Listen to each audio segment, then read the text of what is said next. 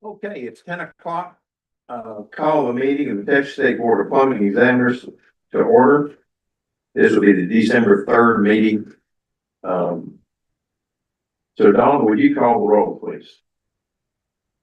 Yes, sir. Mr. James Ainsworth. Present. Mr. Darren Black. Present. Mr. Milton Gutierrez. Present. Mr. William Clark. Yes, ma'am. Mr. Thomas McDonald. Mr. Thomas Rice Jr. Present. Miss Norma Yato. And Mr. Dave Yelovich. Mr. Frank Benton. Here. We have a quorum. Okay. Milton, do you have audio? Yes, can you hear me? I can. Milton, would you offer a brief prayer for us, please, before we begin our meeting? Yes, sir. Please join me in prayer. Our Heavenly Father, we just want to thank you, God, for this day and this time of gathering together. And just we pray for your wisdom, God, at this moment as we discuss the business of the development industry and all that we have to agree vote on. Father, may everything that we do be for the best interest of our state and our citizens. In your name we pray these things. Amen. Thank you, Milton. Under item number 5, chairman remark and discussion, I'm probably gonna hold most of them until we reach the item on the agenda, but I will say, since Vicky's the only one that's here right now, and we have another guest, we're gonna talk about some items that are, we've made copies on the table over there. If anybody wants to pick them up, you can follow along whenever we start that discussion. Along the area of town hall, I want to ask the board, do we want to continue the town hall series, number one? And number two, as Darren and Lisa did a town hall, I guess 2 months ago in Abilene, that I did not attend, so I want to ask Lisa and Darren to give us a report on that, if you would. Go ahead, one of you. Did I miss giving my report on that one? I may have, I don't think we've have we had a meeting since we did the Abilene Town Hall? I think not. Couldn't remember if we did or not. I thought we did, Yeah. I apologize, I thought we did, no, I didn't prepare for that particular meeting. But we did, we had a good turnout, but that's the one, I get them all mixed up in my head, but that's the one we had at TSTC's Correct. facility. And they also, they're finished now, but they have all of their new training facility up. We took a tour of that and we had probably, about 35 people, 40 people. And, it was just really good and their facility was nice and they just were, great hosts. Yeah, usually are. Yeah. Abilene, this is a new plumbing program that they haven't had in the past, but they've got 17 people in their plumbing program out there now. And I had spoken with Jimmy Bibb earlier and told him that we would try to help put out the word about the enrollment of a plumbing program out there by sending out an email or something like that to all of the plumbers in the area, letting them know when the deadline for enrollment is. And this is not something we'd do for TSTC. We would do it for any college or university or town that wants to do it. If they'll let us know that they're struggling trying to build up their program, we'll be happy to do it for them. But I told Jimmy we would do that for them both in Abilene as well as in Harlingen. Interesting to note, when I first came to the plumbing board and had the first meeting with TSTC in Waco, they had 13 people in their plumbing program.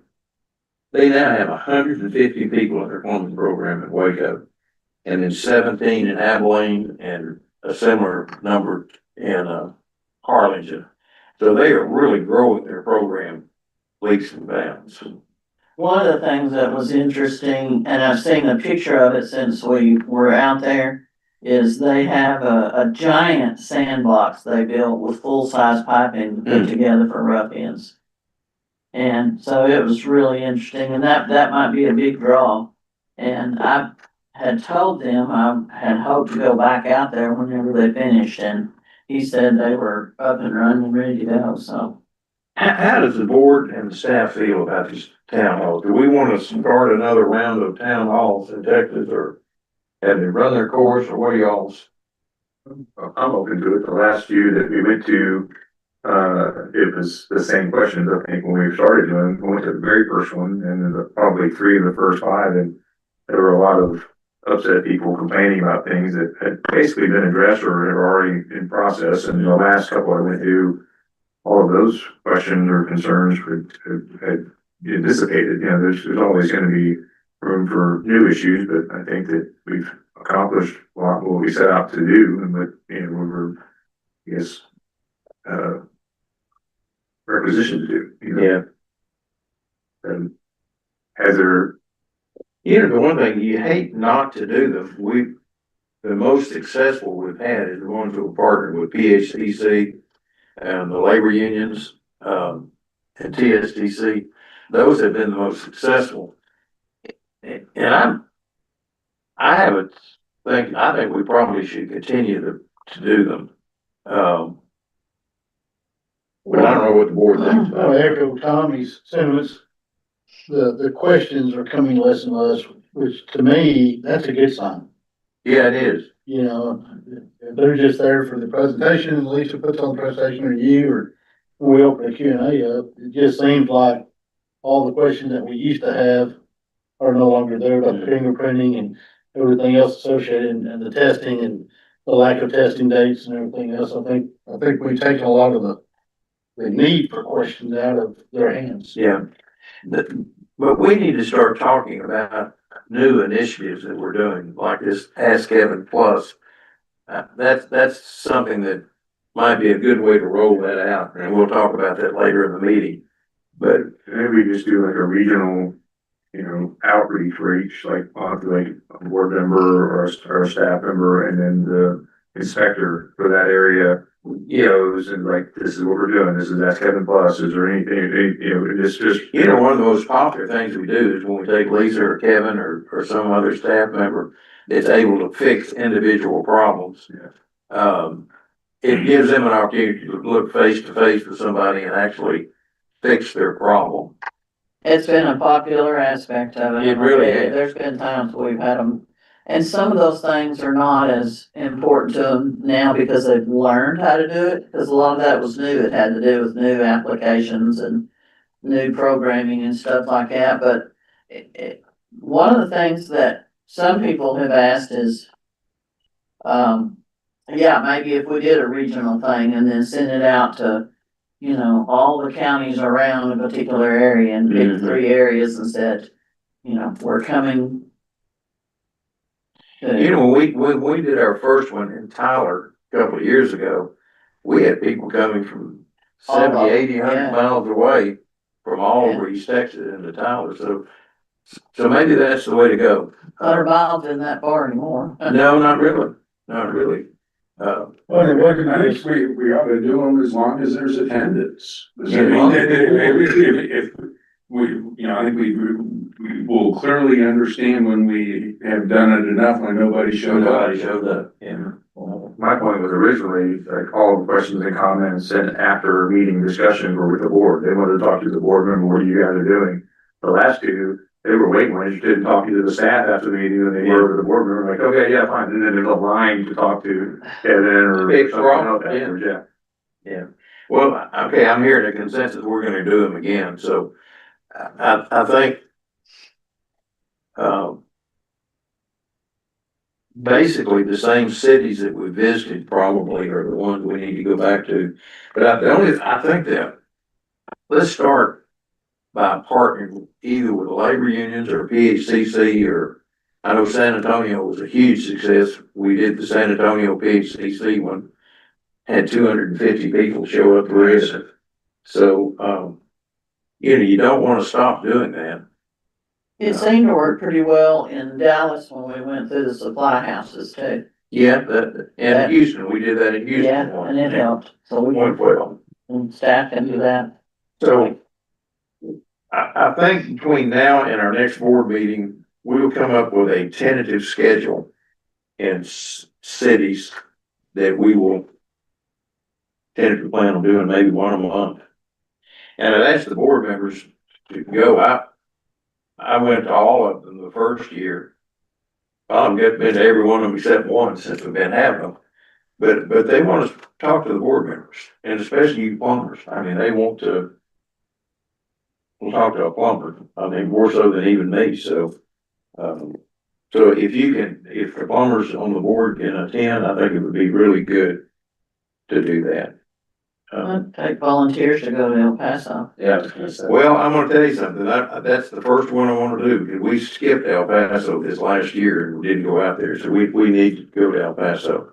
So let's put that number one on the list, because we didn't make it there this past year, so. And if we get that sent out to enough places and we plan it out far enough, we can probably get, people from pretty far away.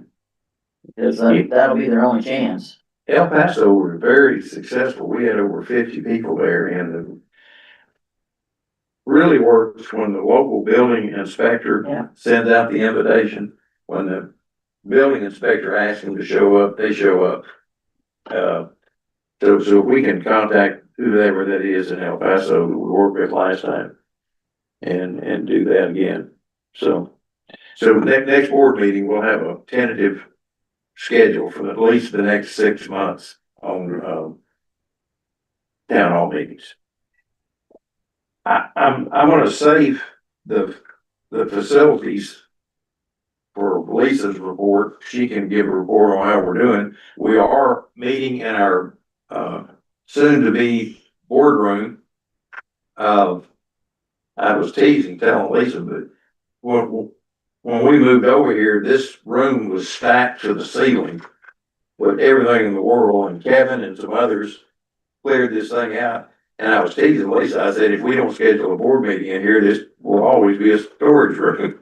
So here we are, but eventually, I don't know if you can see it by camera, but there's a long wall over there. Our dice for our board members will be on that wall. People will be facing the same direction we're facing now. We'll have a drop down screen for people to see, and it'll be fully carpeted. So, hopefully by our next board meeting, we'll be further along on that. We're, did get some movement from the Facilities Commission. We got a copy of a letter authorizing an electrical contractor to start the electrical work that we had contracted for. We still haven't seen a price, but they did say they were starting the work. And I was thrilled to death because they said, you know, you're authorized to begin December the 1st, 2025. I thought, man, that's great. They're just jump on that until I kept reading, and it gave them until December the 1st, 2026 to complete the project. So I was a little bit discouraged by that, but it's gonna work fine. Lisa's gonna report when we're gonna start doing some testing out here, notwithstanding the work of the Facilities Commission, pretty soon. So I'm cautiously optimistic. I'm not optimistic that our timelines will be like we want them to be, but I am optimistic that everything's gonna work and eventually it's gonna be, the work will be completed, so. And that's really all I have for now. Let's go to item number 6. And this discussion, possible action or adoption, proposed amendments, existing Rule 22, Texas Administrative Code 365.22. And this basically, I'll let Lynn explain, this is a rule change that, brings us into compliance and consistent with legislation that was passed this last legislative session, expediting, the licensure of military personnel, active and inactive, and spouses. So Lynn, do you want to give a report on Sure. what we're doing I here? think you just explained it all now. I'll Okay. be happy to. Again, item number 6 is, the possible adoption to the amendment to the existing rule at 22 Texas Administrative Code 365.22. This is to comply with statutory changes mandated in House Bill 5629. That bill provided for expedited processing of applications for military service members, veterans, and military spouses with out-of-state licenses of a similar scope and in good standing. As the board remembers from their last meeting, they recommended those changes for publication in the Texas Register for 30 days of public comment. It was published in the Texas Register for 30 days. We received no comment. The appropriate action for the board to consider today is to potentially adopt the changes that were published. Okay, is there a motion to adopt these changes? I move that we adopt the amendment to existing Rule 22 Texas Administrative Code 365.22 to comply with the statutory changes mandated in House Bill 5629. Second. Motion and second. All those in favor, please signify by saying aye. Aye. Any opposed? Oh, can I also have a motion to have Frank sign the adoption on behalf of the board? So moved. Second. Thank you. All in favor? Aye. Aye. Item number 7. We've talked about this the last couple of meetings. The most talked about or complained about issue that we have in the industry are people working without registration and without licenses. We get it continuously. And you recall when someone is found in violation of one of our rules, it's been the customary practice of the enforcement department to issue the rule in accordance with the guidelines that we have published, the criminal conviction guidelines and the actual penalty matrix. And if those folks come to the enforcement department, they typically and routinely negotiate those down to a lower percentage than what's the face value of the penalty. My suggestion is that we eliminate that for those who are employing unregistered people on a job site. One of the, as I understand it, one of the problems that we have is, especially in the big tract builders, they will go out and just hire a bunch of people off the street and put them out on a job site with 50 homes, and none of them are registered. So in talking with Lynn, our penalty for that right now is $4,000 per occurrence. It will not require a vote of the board, but just a direction to the staff to eliminate negotiating those penalties down. So if you see if I can explain this, and Lisa can help me if I need help, but many times you have a general contractor and he hires a plumbing contractor, a master contractor, and that master will also contract out to a journeyman or someone else to provide labor for the job site. So it's two removed. It's the contractor, the general contractor, the plumbing contractor, and then he might subcontract that out to someone else. That is the employer. That's the person that we're gonna go after that's gonna pay this penalty.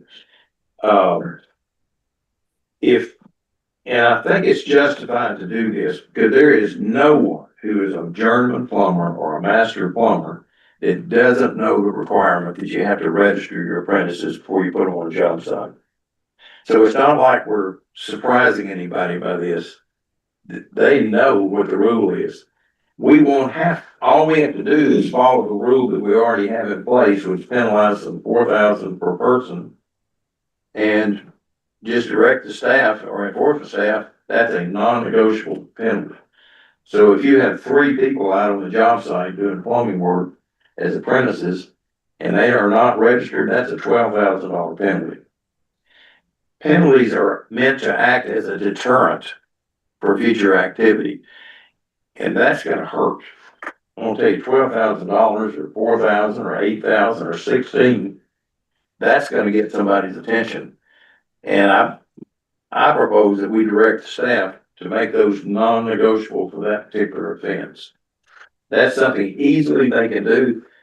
All they have to do, and as a matter of fact, they don't even have to have their card back in order to be in compliance. If they have put their application in for a registration, they've got their fingerprints and they've got documentation of that, they don't even have to have their card. So even if we haven't processed them and sent them a card back, they're good to go. But it's not something I take pleasure in doing, but I think it's something we need to do. How many of these fines have been, say, and pick a time frame, a year or last year, how many have been negotiated now? Large percentage? Every fine that we've had has been negotiated down. Okay. We have not, to my knowledge, we have never given the $4,000 penalty and stuck with it.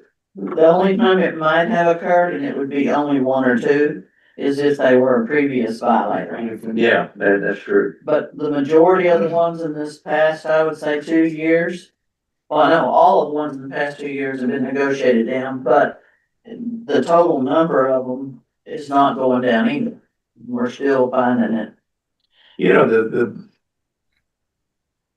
I think in order to get compliant, we're gonna have to get serious about this registration and license business. And the only way I know to get their attention is through the checkbook. And, it's not an unreasonable request. It's not something they can't do. It doesn't put a burden on the employer. But, Just for clarification's sake, so the scenario you gave, we had general contractor, plumbing contractor, and then a sub, journeyman. So the penalty would go, if the subcontractor hires the apprentices, they're the employer. they're the employers. They're gonna get They would the be the one getting the penalty, Exactly. not the other two. Well, not necessarily. The general plumbing contractor on the job might also get a penalty, but it won't be employing unlicensed. It might be failure to supervise or failure to oversee the job site.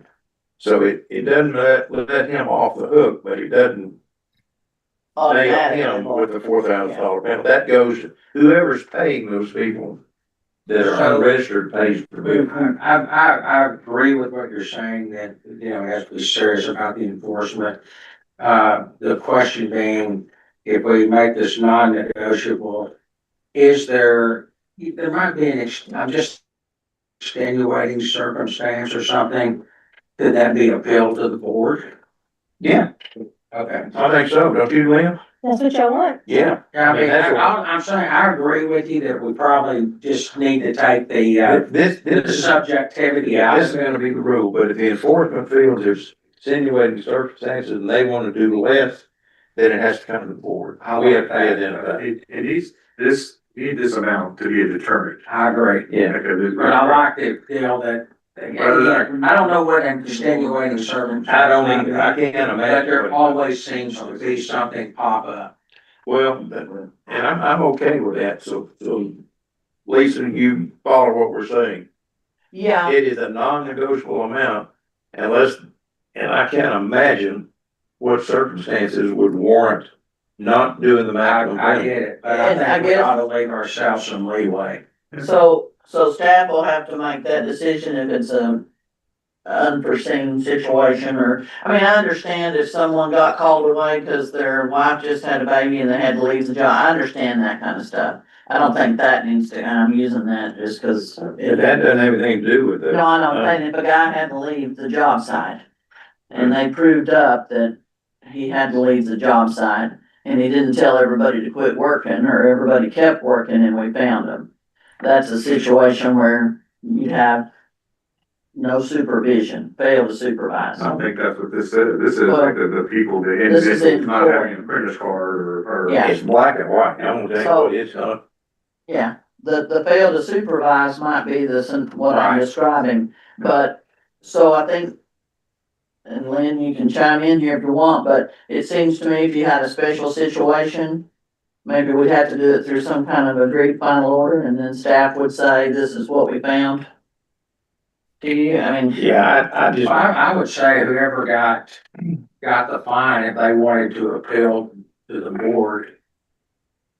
ooh, that's gonna be a lot of, Ultimately, what we're talking about is they can accept the penalty or they can go to a contested case hearing. And that's If what they they wish need to to go do. to a contested case, they can go to a contested case. Yeah.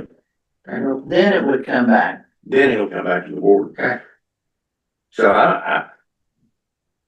I'm agreeing with what you're saying, that there always need to be due process where I can't imagine a situation, even in the wildest hypothetical situation, where you're not required to register an apprentice to work, do plumbing on the job I site. agree with you completely, but that's not what this says. This says individuals without proper licensure. Without any licensure, if you're saying without any licensure, this is without proper licensure. This goes into what Lisa is saying, that, I mean, if a major issue happens, we don't have the bidding from the job to turn the water main back on, to get the hospital up and running, and the master's the only one that can cobble stuff together. He goes to 2 or 3 supply houses trying to find the stuff to make the thing.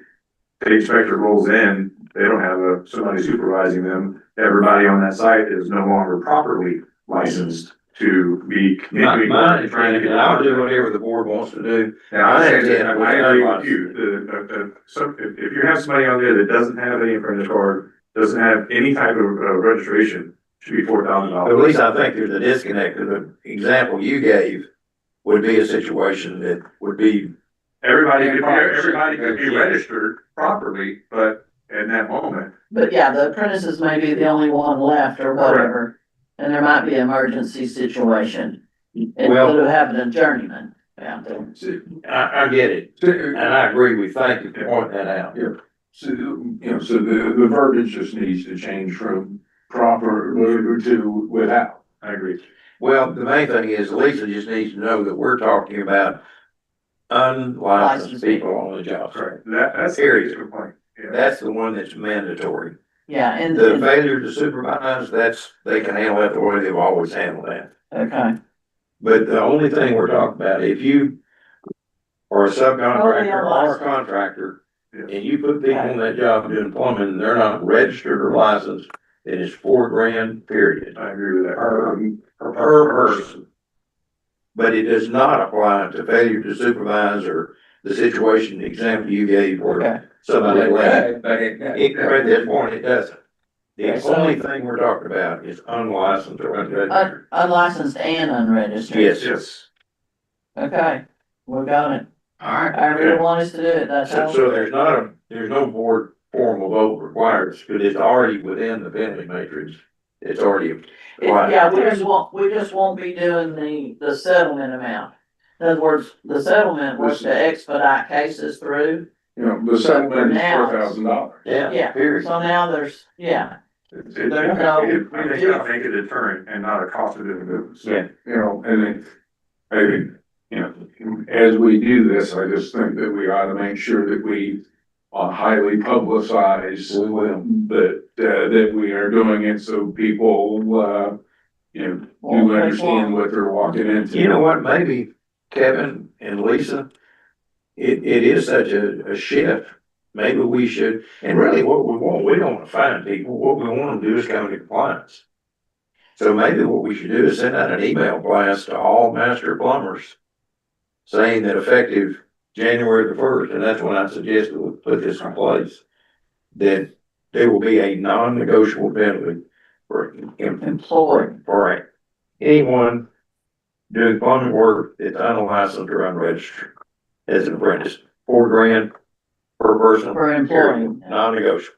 Well, sounds like we need to into the journeyman's too, if they're allowed Yeah, to I think contract. you're right. Yeah, Maybe masters and journeymen. cause it's gonna say employing for. Yeah, Yeah, Apprentice.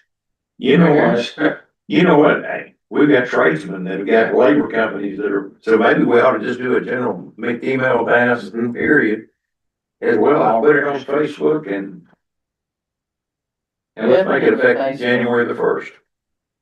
So can y'all do that? Yeah, Facebook that'll spread like wildfire.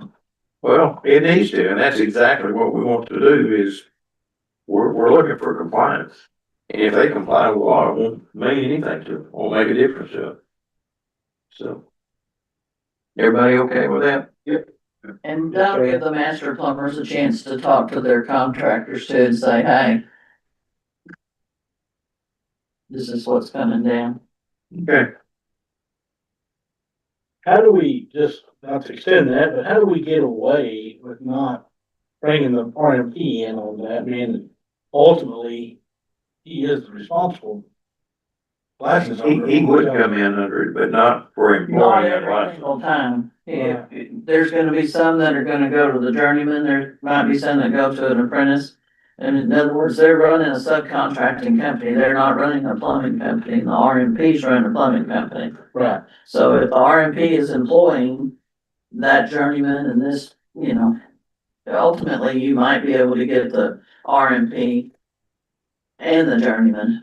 But that might be on a reduced portion back to the RMP. Yeah, the RP might get a failure to supervise. Yeah, Time. And I talked with Steve for a long time about this.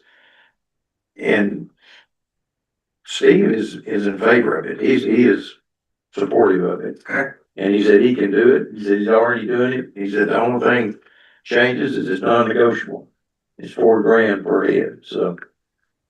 So it's following the same procedure he's doing, and the only thing it changes is it's not gonna be negotiated to a lower amount.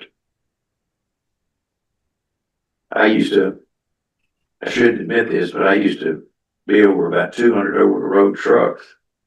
And the Department of Public Safety used to stop us on a regular basis for being overloaded.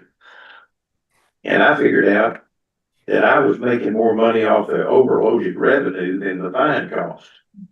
So I just kept overloading, and it paying the fine is the cost of doing business.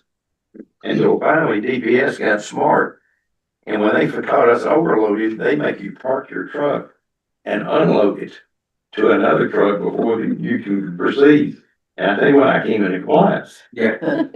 So the cost of non-compliance has got to be greater than the cost of compliance, and this is what this is doing. So, and I don't think it's unreasonable. Nobody can say I It's didn't know. there. I didn't know that even. That's the fine that was determined. Yeah. So, okay, well, if the staff is clear, and I would encourage you to do what the board has indicated, publicize it everywhere that you can, including an email blast. Matter of fact, you might even send a copy of that to the board for their input on the language like Tommy called. Let's make sure that we are clear and get their input before you send the email out. So let's do that next week. That's good. All right. Great Christmas present for him. Merry Christmas. Happy New Year. January 1st. January the 1st. We'll get through this The Christmas. Christmas present, we're not starting until January. So. Okay, item number 8 is something that I am really, really, really excited about. And I'm gonna let Kevin do the presentation on this. But basically, we're adding a Ask Kevin plus, we're calling it, because we're putting the UPC and the ICC code as a part of our Ask Kevin program, where plumbers can actually ask the code question, and it will give them the UPC and the ICC code, the answer to it. So I'm gonna let Kevin do the presentation on it. Yeah, I'm gonna make this short and sweet, but we're really excited about this. We've had this going here internally for a few months now, and GW, our head plumber, is really he's very enthusiastic about it. So so Ask Kevin Plus is the same old Ask Kevin, but now with code expertise. It's been trained on, actually, Christopher, if you could just reveal everything, that'd be great. So yeah, it's been trained on IPC, UPC, OSHA, International Fuel Gas Code, accessibility standards. It references over 90 Texas municipalities, and those are updated daily. It tailors its answers by project location and reminds users to verify with local inspectors. It's very careful about not giving out advice, legal advice, and that you should always check with the local municipality. That's risk managed use. So anytime you ask it a code question now, if you're just using Ask Kevin and you ask it a specific question about code, it'll say, okay, hang on, and we'll do a demo of this. It'll say, okay, hang on, before I do this, I want you to understand that this is this isn't legal advice. And you have to answer it. You have to verify that you understand that before you can move on. And it's framed as Kevin, I'm correct. When they answer, yes, I understand that, we can then go back and track who actually answered that question. absolutely. Yeah, we have a record of everything. Okay. So yeah, it's framed as informational support, not a substitute for direct consultation with local municipalities. So yeah, let's go ahead and do a live demo real quick. You ready for board members? Somebody want to ask a question, a code question? The board members have actually had this beta version. We sent it out to the plumbers. I guess we sent it to all the board members to mess with it. So one of you plumbers ask a question. Is there a minimum size grease trap required, minimal size grease interceptor required for a commercial business? Is there a minimal grease receptor? Grease interceptor Interceptor. Required for. is required for a commercial business. I'd say a restaurant. Well, I'm just, I was trying Yeah, to that's, yeah, I'm trying to, incorporate yeah. more than just the restaurant, see if it threw out a particular. So right now we're running it on GPT 5.1, which is the latest ChatGPT. So as you can see, the first thing it asks before we dive into that, here's a quick disclaimer. It says I can share general code concepts. Wait, scroll up a little bit, Christopher. I can share general code concepts and quote from model plumbing codes like the UPC and IPC, as they're typically used in Texas. This info is educational, not a substitute for signed, sealed engineering plans or an official ruling by a local plumbing inspector or the TSBPE. Local amendments help utility pre-treatment requirements can be more restrictive than the base code. It says you're responsible for verifying all requirements with the city or county where the job is located and following manufacturer instructions and stamped plans where required. Do you agree with this? So go ahead and respond yes. And now we should get our answer.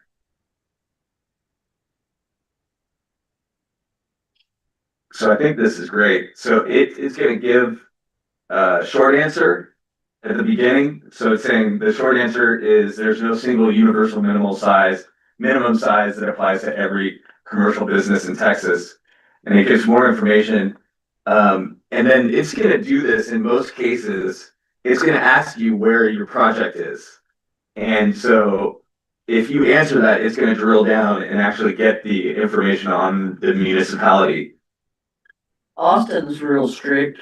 Yeah, I was gonna say, can you call Austin, is there batshit crazy with the way it's run? I deny having said that, however. Is that a legal term? I know. So yeah, so we just clarified that we're in Austin. This is a bunch of plumbing mumbo jumbo, so I don't know if you guys can make sense out of it, but it looks like it's pretty detailed.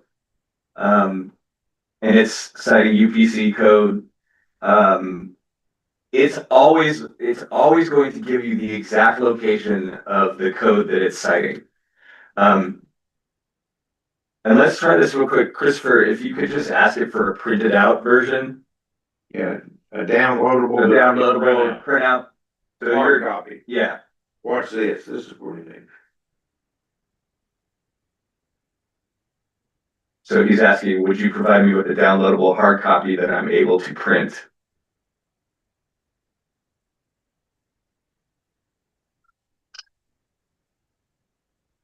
So, oh, interesting. So you've got two good options for something you can actually print and keep in the truck. One, model code books. It's referring you directly to the code books. And then scroll down. And it's referring you to the plumbing license law. In some cases, if you ask it to directly print out something from what it's given you, from the information it's given you, it will refuse and say that, you know, that falls under copyright law. And yeah.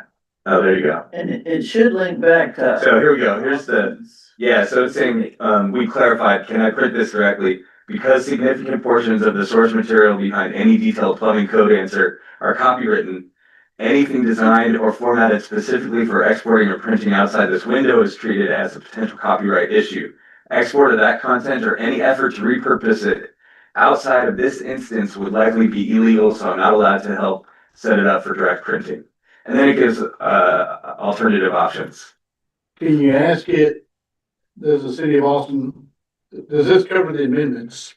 Yes, it should. It should. And it's always going to clarify that, you know, you should always double check, but yes, it should. Okay. Ask it about the environmental department in the city of Austin, and they actually have a really good, fight the grease blob deal on there. And it tells about some of their minimum requirements. So what does the environmental department of the city of Austin require? Is that? Yeah, Okay. so see what it does.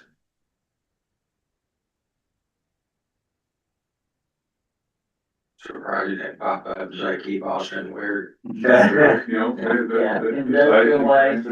So it's- Certainly doing that. So it's referring you to the Austin, Water's Industrial Waste Pretreatment Program.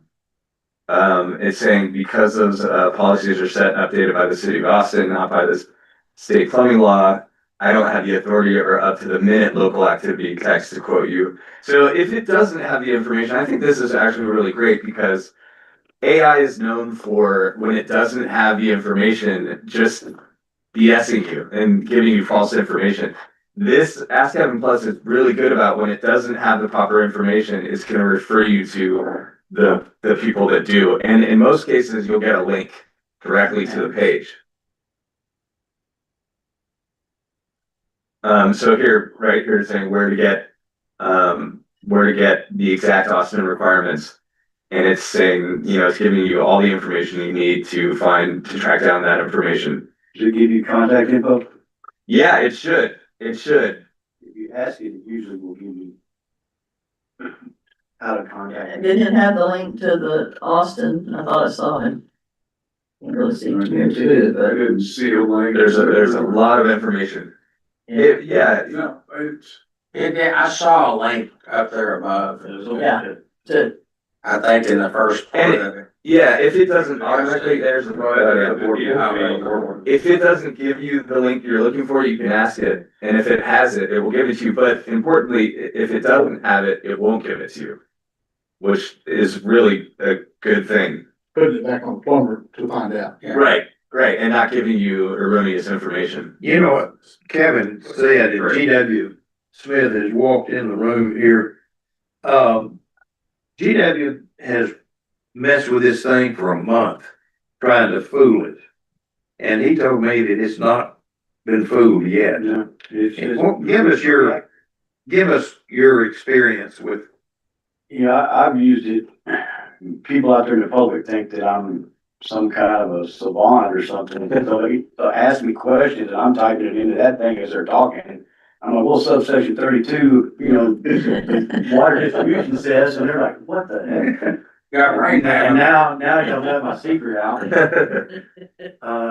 But so far, it's been very accurate. It's very good about documenting where to find stuff. And if it doesn't have the information, it had a tendency at first to make things up. It seems like we've gotten it to stop doing that.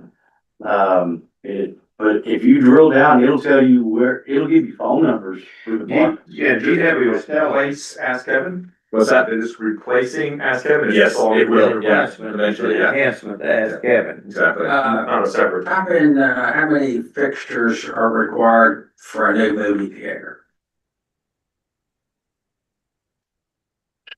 This is one I did, and it's pretty interesting that what it, will give you. It probably gonna ask you what city. Yeah, Surely it's gonna ask how many seats. Yeah, and just how many cities. Okay, I was Yeah. gonna see if it does. There we go. Yeah. So, You gotta say yes. oh, so that's interesting. It sort of jumped out of, plumbing code mode. It's asking you, it's, putting up the disclaimer again. Oh, it says you already agreed to these terms earlier, so I'll continue. That's great. It's just reminding you, yeah, that's fantastic. What, is there a list of the 90 cities, municipalities? We don't have a list, but we could put one together. If it was, won't you ask it? so it says for 1,000. That's a good point. Occupants, What are the 90 municipalities that? so many males and females. Yeah. Just, ask it what municipalities are directly connected to.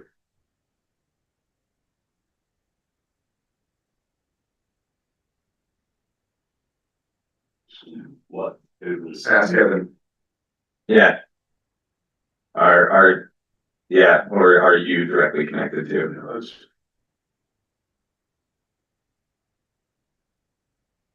We did not pre-vet these questions, so.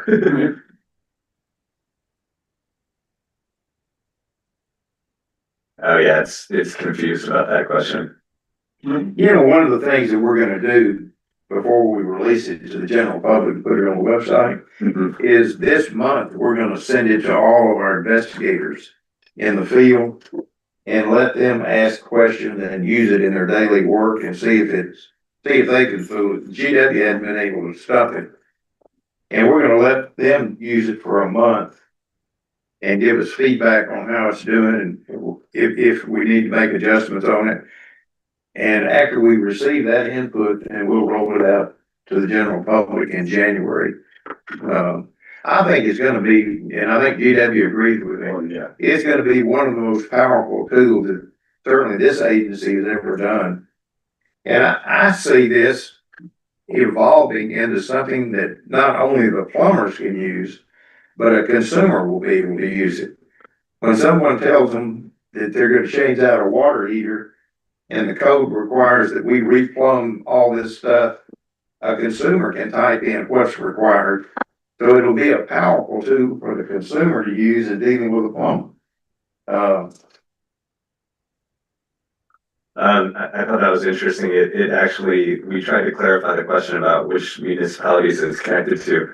And it responded that you can ask it questions about any city in Texas. Okay. And if it doesn't have the information, it will refer you to that city and usually have a link. Yeah, GW, it'll even give you a name and a phone number. Yeah. Who to You call. prompt it to, and sometimes it just gives it to you. Sometimes you have to ask for it, but it'll tell you which department you need to be talking to. Like a lot of the grease trap questions you had, or grease interceptor, they'll refer you back to the health department of that municipality. Cause they have specific guidelines that are above and beyond the plumbing code. And it's important to note that this is as dumb as it will ever be because we are constantly adding stuff, new stuff to it. So it's just gonna get smarter and more detailed. Yeah, we've replaced Calvin Day. Yeah.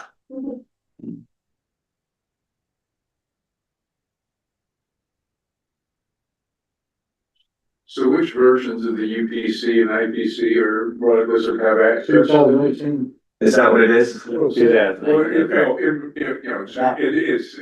what's written in our stuff is, 2018, which is now three Right. generations Yeah. old. Yeah. Yeah. So that's what it has now. When we adopt something new, we can put that in. We right now only have one copy of each code book in there, but we can start expanding that and adding more. But right now, just to keep it simple, we only have the two Are the copies. code councils, okay with this? Are they sharing? Yeah, I've spoken to both UBC and ICC, and they're embracing it. They think it's a great idea.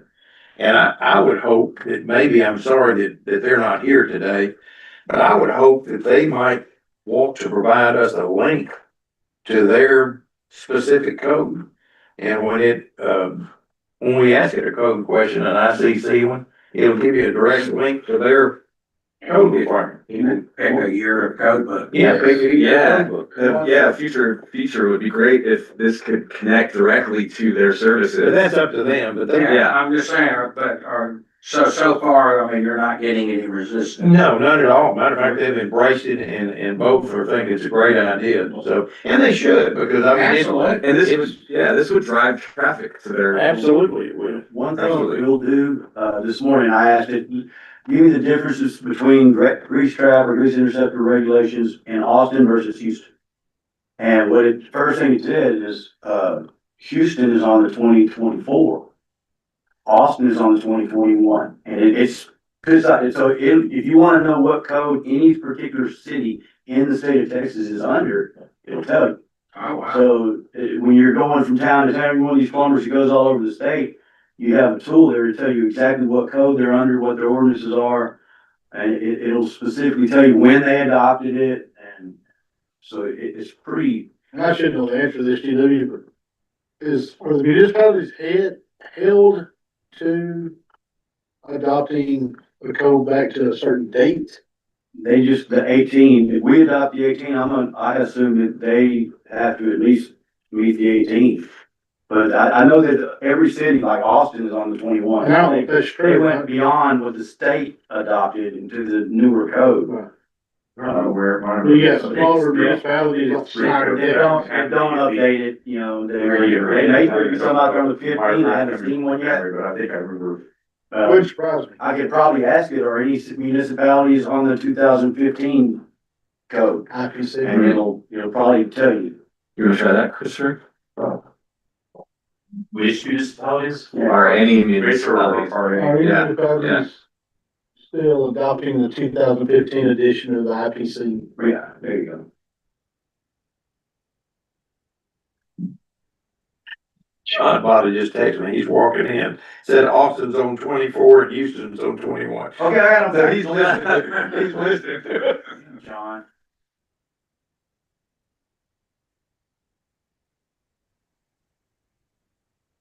Oh, yes, there are still Texas municipalities on the El Paso.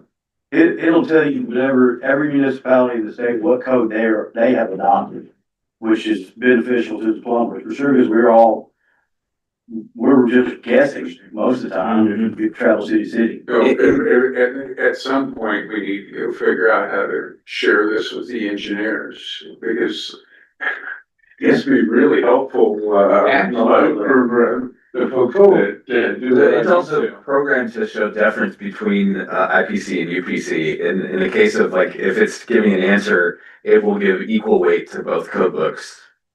So it shows no preference that way. Unless you specify a Right. municipality, then it's Yes. just go with whatever code that municipality has adopted. Right, If you say Waxahachie and their IPC, it's only gonna give you IPC. right. So are we providing an avenue for the municipalities to come in with their amendments to this? Well, so for the ones that are available, it should be pulling their amendments directly into it. So it should reference their amendment directly. Did you have me check it daily?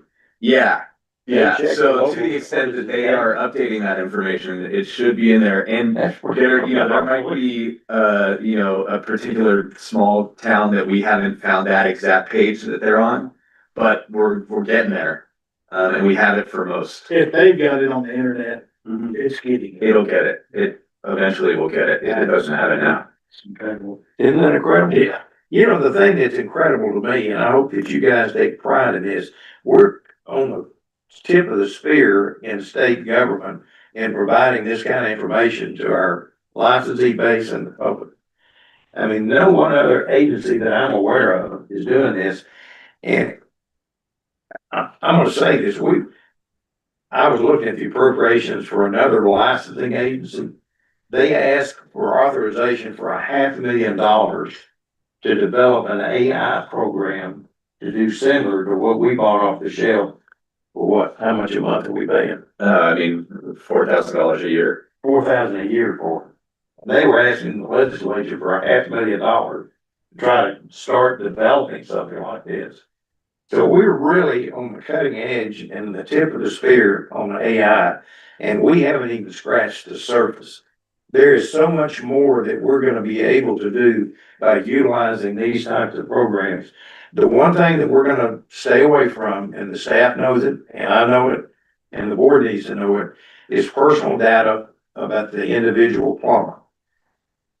I don't ever see us allowing that personal data to trade it, get anywhere near it. So that's not gonna happen. It's gonna concentrate on anything that's currently public information and gather it all and put it all in one place.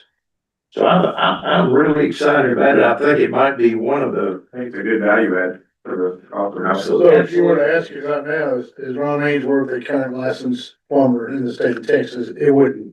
It wouldn't have that information. It doesn't have access to our database? No, no. no. It And I don't doesn't ever have see us a doing database, that I think it'll check the web file.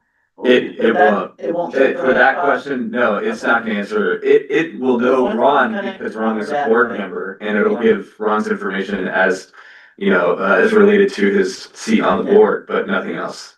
I figured it might lead to a link to the state board to do a license search. Yes, Ron. That's exactly what it will do. 100%. There you go. There it is. Yeah. Yes, it is. Oh, there you go. Here's Ron chipping in the backyard. But that's the public search, and a public search is a Well, no, separate file, it is not and this is- connected to our database. This is, like I said, this is the information about his board membership. Came off of our. And then it says if you want to independently verify his license details, go to the public license search and it gives a There you link right there. That's pretty cool. Isn't that damn neat? And then it gives you instructions on how to search for it. And that public license search is, got all kinds of information on it that we put on it that comes in a separate file, not tied to the database. It's something everybody should use every day if they wanna know about themselves. Except for maybe after the old days. Yeah, Or if a consumer wants to check out a plumber. yeah, it's I a mean, valuable tool, and it tosses it out there several times in different ways, but yeah. As this thing develops, we're gonna expand the use of it to consumers, plumbers, and we're gonna start out with our investigators. Let them start trying to stuff it and ask it questions, give feedback to Kevin. There's John Mata. How you doing, Johnny? Go to other building? No, I'm parked back there, but, I got a ticket in Giddings. Anybody know anybody out there? John, earlier in the meeting, a question was asked, are the code councils and the UBC and IPC supportive of us doing that?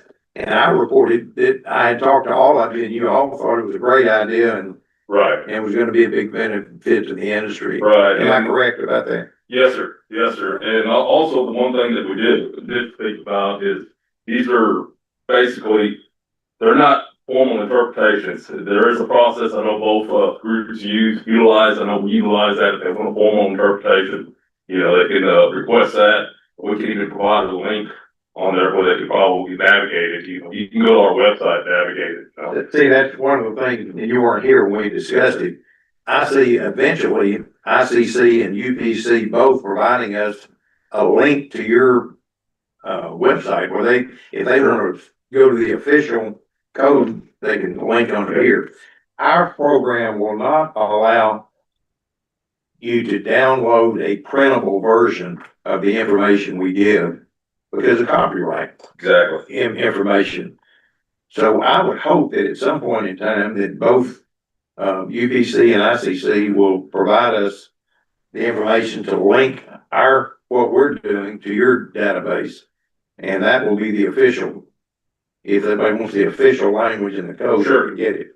Yeah, and that's why I said that's when the formal interpretations come up, you know, if they need something like that. Yeah. And a lot of times they'll need it for, you know, maybe an engineer or things of that nature, but, what we could do, you know, like I said, if y'all want to send us something, you know, email or whatever, that way we can just have it documented, we'll be glad to Right. do whatever we need to do on that, and, yeah, like I said, anybody can look at any of the codes online, I know we have them for free, you can look at them all, you can't print them, I mean, for Yeah. copyright purposes, but. And Yeah. we can't either on Yeah. this one, so. But I did hear a little bit of I was trying to hear, but I was going through some bad, and anyway, I got stopped. So one of the things I will tell you, that on that is that y'all were talking about 2018, 2015. We've been kind of messing around with it also.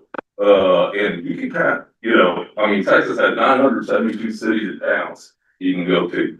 But we just been using like Microsoft Copilot and that other one, I think it's ChatGPT, just to see and they're pretty close on Yeah, what they do with the codes. And you can ask it, I think you can ask it anything as far as like, what edition is City of Houston on, or what city or whatever, you know, it'll actually go to it, you know, pretty good. So anyway, just my 2 cents. Anyway, I think it's a powerful tool and I'm very appreciative of UBC and ICC embracing this technology and this idea, because really, we all have the same goal, both the code councils, as well as the agency, as well as the plumbers. We want compliance. And this provides more information where everything that's done is done in accordance with code requirements, wherever they might be.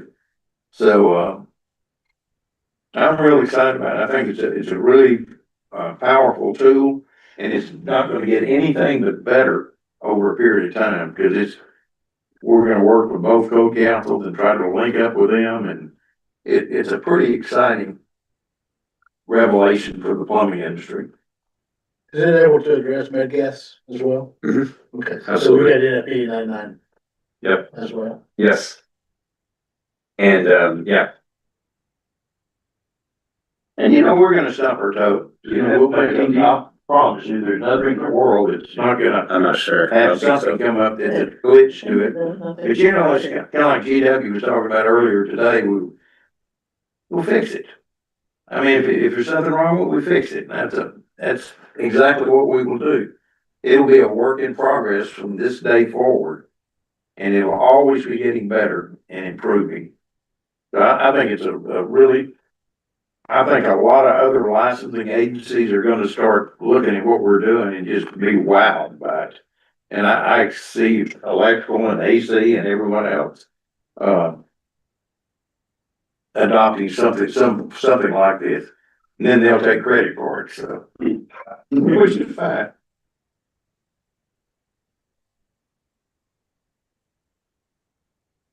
All right, any other comments or questions on this? From the audience, Vicky or John, anything else y'all wanted to add? Sure. Okay. All right, it's 11. Let's take about a 10-minute break and we'll come back let's come back at 10 minutes after 11. So let's take this short break.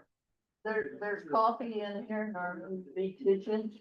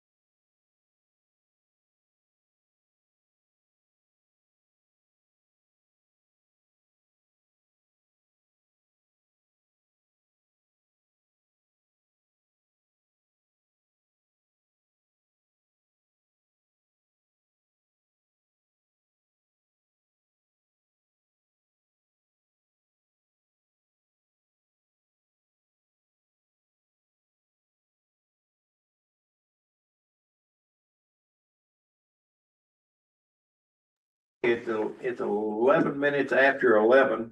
Call the Michael. meeting back to order. Let me go back to item number 4 on our agenda that I had overlooked.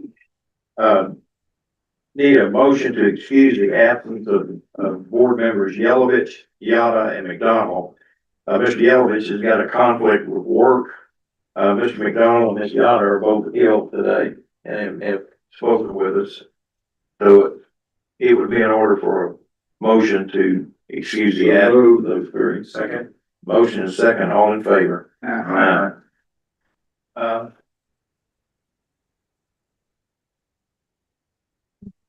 Any closing remarks on the Ask Kevin Plus? Everybody on board, our rollout and how we're doing it by letting the investigators work on it for a month and then rolling it. We'll probably roll it out before our next board meeting, so if you've got a concern or a issue, let's talk now. Discussion and possible action on 26 initiative number 9. We have been so involved in our move that I'm anxious to get back to focusing on the business at hand. And I think the biggest risk that the agency has got going forward is getting into a state of complacency. And I think that we're going to have to strive to continue to have a process of continuous process improvement. And I know our staff is doing it. At least is always looking at better ways to do what we've been doing for years. And I think we're going to have to continue to do that in 26. One thing is, it's a little bit out of order, and it probably would fit more when Lisa starts talking about license initiatives. But when we, matter of fact, I think I'll wait until we get to the licensing portion of it. Now that we're moved and Waco is up and going well, TSTC still, to my knowledge, is going forward with a testing center in Harlingen. I haven't spoken to them in a long time, but I think that we're going to have to become aware of what our capacity. We have got, in my mind, and I'll see if the board disagrees with me, I think that we put together the infrastructure through outsourcing the written exam review and by expanding our Austin Testing Center in Waco and Harlingen. If we follow through on all those, I think that we have the infrastructure in place for the next 10 or 15 years, in my mind. I agree. We have even got some things that we can do here in Austin and in Waco. We did get a chance to do it. But I still visualize, and GW's not here, I still visualize us having the ability to run 2 shifts at these locations. Once you get the capital expenditures done and you get the facilities, there's no reason for them to sit vacant for, Second half of the day. for the other half of the day. Most folks come in at 8 and they're out by 2. If we can get them out by noon, we can bring another group in at 1 o'clock and get them out at 5 o'clock. So I think down the road, that's something we ought to look at, which will double our capacity again. So I think once we have Waco, we got getting close on having Austin up and running, and then Harlingen we build. That's gonna be a lot of capacity to do a lot of practical exams. Even with the high schools turning out students, I think we've got the capacity to do it. Where are we at with Noble? We're nowhere with a no board. We're the same place with it we are with Harlingen. We haven't had any discussion with TSBPE recently. And I'm not gonna say we're not gonna do the mobile, because I think we still should. I think the thing we've got to look at the time we first started talking about a mobile testing unit, we were under the gun on having the capacity to do it. Once we get all these in places, that is gonna be an expensive proposition to run that mobile truck. When you start talking about the fuel and the insurance of running an 18-wheeler all over the state, the travel expense, a driver and a plumber to go with it to do the exams, we're gonna have to really take a hard look at that, whether it's cost effective to do it. Board, do y'all have any thoughts about that or even about it? We take it as it comes, and obviously Farmington has already they're working on that, so. So follow through with it. All through with that, see what we can do here, and I don't hear too many people screaming and complaining about test dates or, you know, like they were 2 years ago, I don't 3 years ago. I don't either. How backlog do we leave some of the practical tests? It's backed up a little bit now because of closing this down, it's Yeah. not, A little bit, but it'll recover Yeah. in 2 months. after Just because we it's can do over, more at a get through time. that backlog and then just kind of monitor it. So the only reason I even bring it up is we need to, start really looking and evaluating what our capacity is and what the demand's gonna be in the coming years. So, You know, the only thing that I look at is West Texas, West Texas is not served by any of our testing locations. as well as for North Texas, Amarillo, so that is a good argument in favor of a mobile testing unit, please. Off the subject, someone that has a gray Dodge Ram, That'd be probably.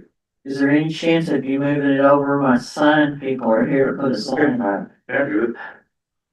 Or would you like us to move it for you? We'll be happy to. And take a ride in it while we move it. Sorry, GW, I tried. We're gonna go. Chris spots over, do I need to move? Yeah, he's right next to Yeah, you. do we need to take a break? Does he need to move too? I don't believe it, just. Okay, we're gonna lose a quorum. Is lunch here? Yes. Okay, I tell you, it's 11:20. Let's, take a break, move our vehicles and have lunch and meet back here at 12 o'clock. That gives us 40 minutes. Yeah, this was the only good day they could come, so we Okay. don't wanna miss them.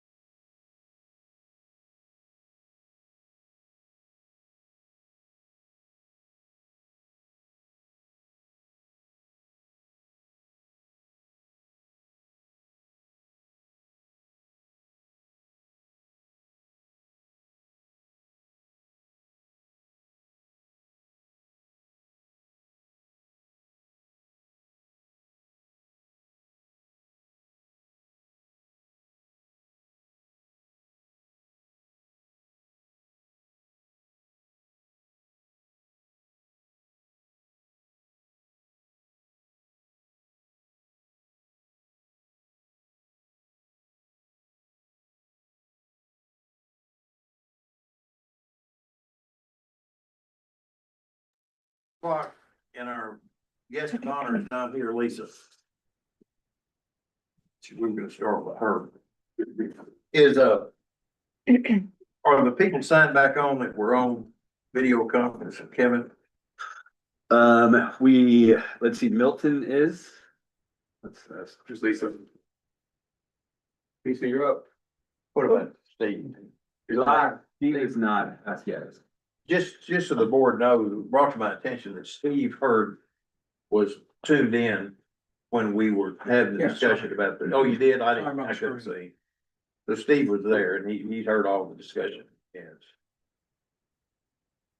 Lisa, I think we're down to, item number 10, executive director report. Okay, thank you. Well, first I wanna talk about, employees. I don't have any retirements to talk about, luckily at this point. But we do have, a new enforcement attorney, Ashley Norman. With a D, right? With a D. See, I got it right, Norman. And, we also have Christopher Tutaro, who was helping Kevin, but I think he's still at lunch. Yeah. We may have to go find him. Anyway, the guy that was sitting over here. And, we've had him in several different positions and we're not sure where he's gonna end up at this point. But he's helped with a whole lot of moving. Matter of fact, the day he came on, well, you came on after we got moved. The day Christopher came is one of the days that we were still moving from over there, so he packed and moved. That was his initiation. I do have quite a few current postings. I've been interviewed for 2 examiners and had some prospects, had one sign up and then ghost us. I think I've got one more to look at next week, so. And we're still looking for, if anybody's interested in part-time to full-time, like a maintenance kind of person, just to help out. Haven't had a lot of apps on that. So, we've got a lot going on. And as far as current statistics on plumbers as of October 31st, I'm gonna tell you that the, RMPs are up to 8,952 plumbing companies in the state of Texas. It just keeps going. And you can see it in our revenue and you can see it in our license numbers, the number of masters that came on. Lisa, before you get off of the numbers here, our numbers are looking good. We've got like over 13,000 masters and, Yeah, over 8,900 RMPs. You know, for years, and it is true that we always talk about the shortage of plumbers in US and specifically in Texas. But I called Vicky Van Ness with the PHCC and asked her if her organization, from a national standpoint, if we've got a shortage, what is the optimum number of plumbers that we should have per 100,000 people or per million or whatever the statistic you use? And Vicky, one of the handouts that we have on the table over there, and board members, you got it, is this white sheet. And Vicky, to her credit, I was shocked that she was able to do this, but in a relatively short period of time, pull these numbers off. Vicky, is it from the U.S. Department of Labor? Is that where you got these numbers? Bureau of Labor Statistics. Anyway, I thought it was kind of an interesting rundown. I think Vicky will be the first to tell you it was a cursory review, so it's nothing that we can make decisions on. But I think it's something that we definitely, collectively, as a state agency and the private sector, we need to start looking at how much is enough. And we need to do it both from a national, a state, as well as a regional basis.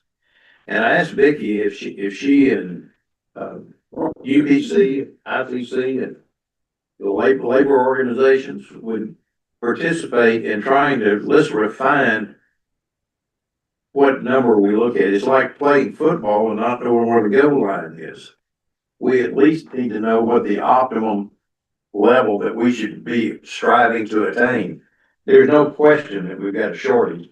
The one thing that this doesn't do, there's no definitions to say, are we talking about master plumber, journeyman plumber, tradesman, apprentices? I mean, what numbers are used here? So it needs to be revised. I think it's a worthwhile project.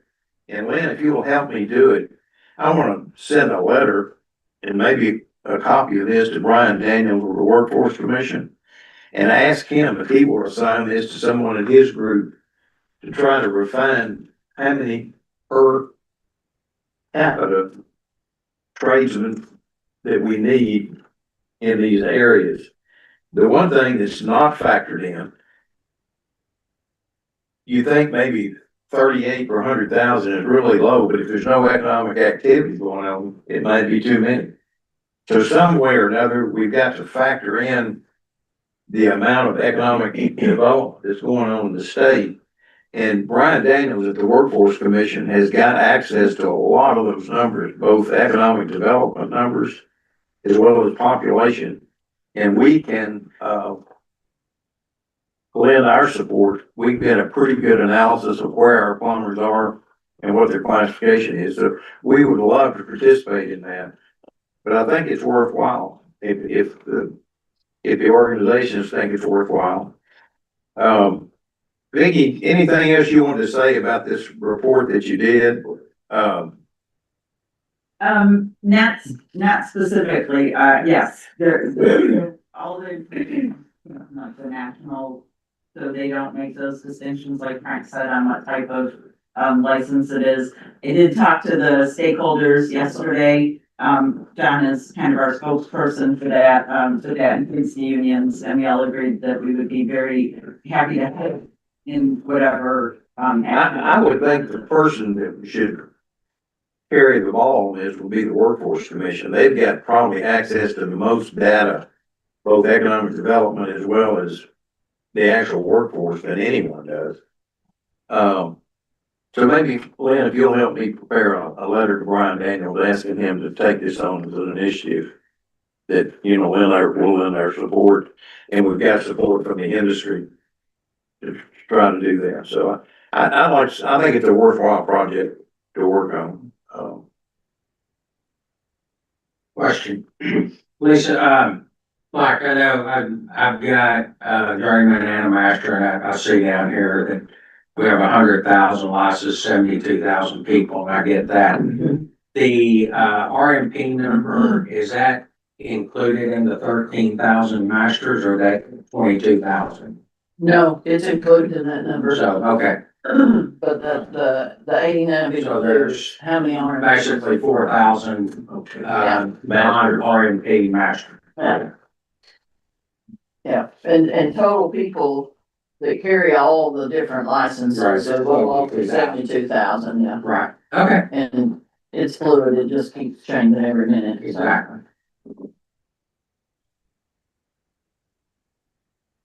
And one thing that was significant this time too, is we actually have had more tradesmen, we're at 3413 on tradesmen.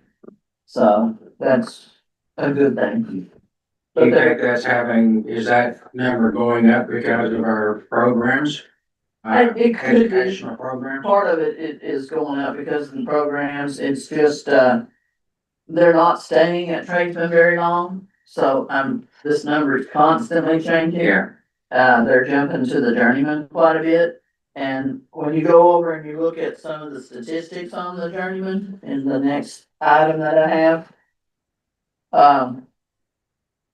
Well, let me not go there yet, but hold that thought and I'll mention it back over here on the statistics, but we're comfortable going back. But Ron, I would agree with you, that number jumping up has to have something to do. You got all these high school kids coming out of, we had our first round of them this year. TSDC's got, a big number as well as other trade schools. And that's the starting point, is the trade. So I would suspect that number should. My understanding is that the OTC's completion of their program qualifies them for a particular journey. And- High school qualifies them to take trade. Well, even TSTC, they can take a 1-year program and take the tradesman. I And don't know how many of those go on to get a full 2-year. And we just got through updating, TSTC's list. And it's not just includes them. And they've got some that have not tested yet, and some that look like they may have dropped out. But for the most part, the ones that have already taken the exam have been successful, and they're ready. They're not repeat people. So we're expecting a few more of those in this next month. And I know, matter of fact, Blanca's got some on her desk, so we'll see how that all pans out. Also wanted to update, we finally got our continuing education upload program. It's probably not perfected, but it's way better than it ever has been. It's Windows based now. All the providers are able to upload their CE. We had some downtime during the transition and worked with the providers and staff. We had to do some manual entering.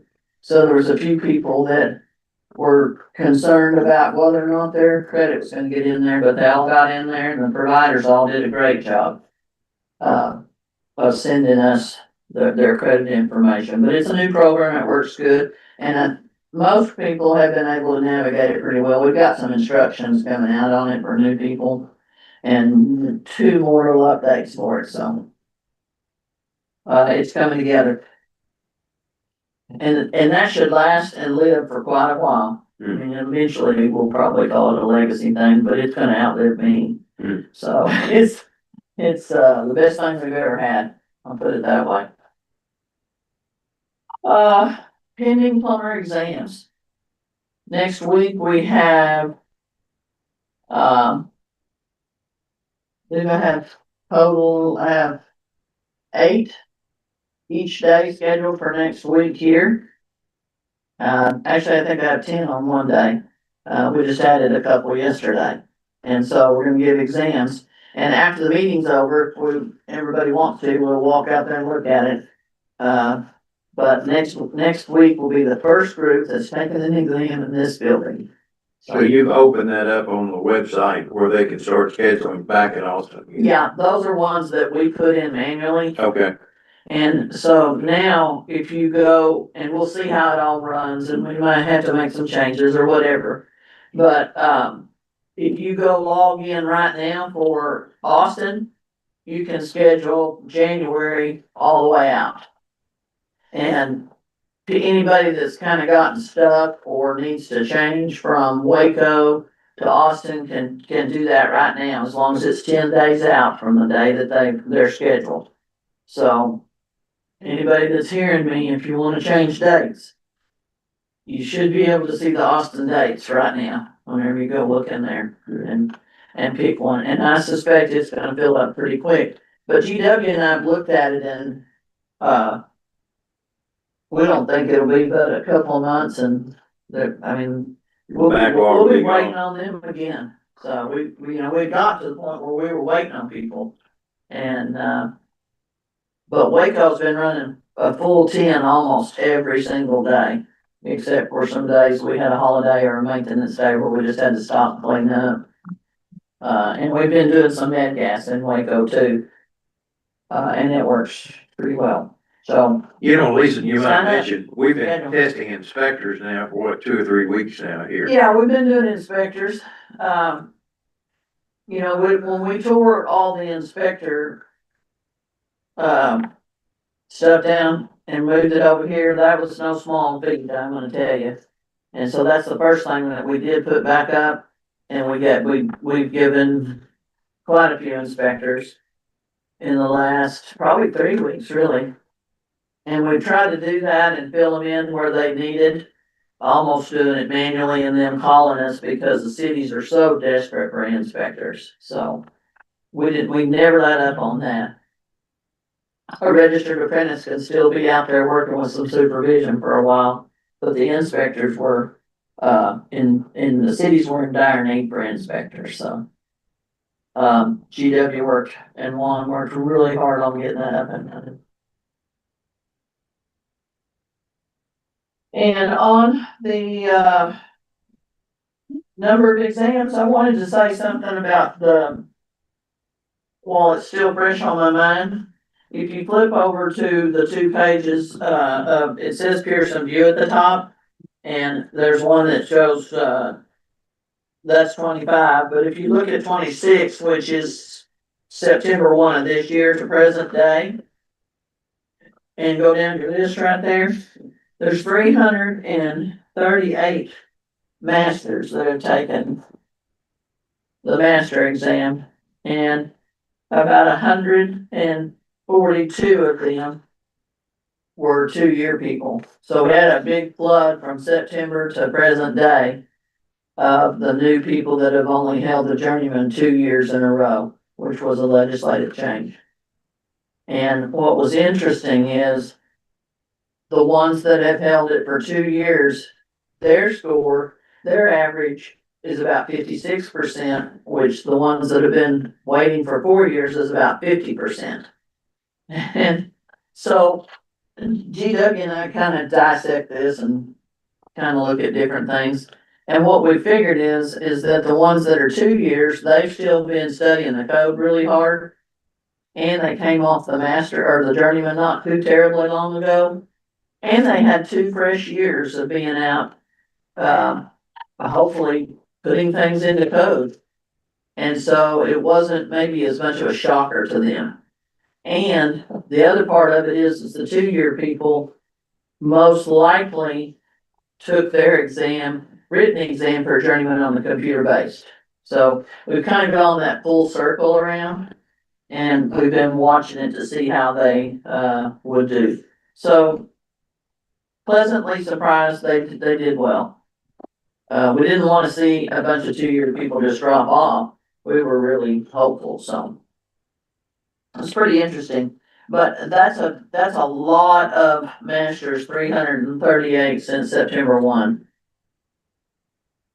Well, we kind of anticipated it. Yeah, we did. Yeah, we knew Yeah. when that We law opened the passed and door. the rule was done, we knew we'd have a flood of journeymen coming in. And there'll be a bunch more coming.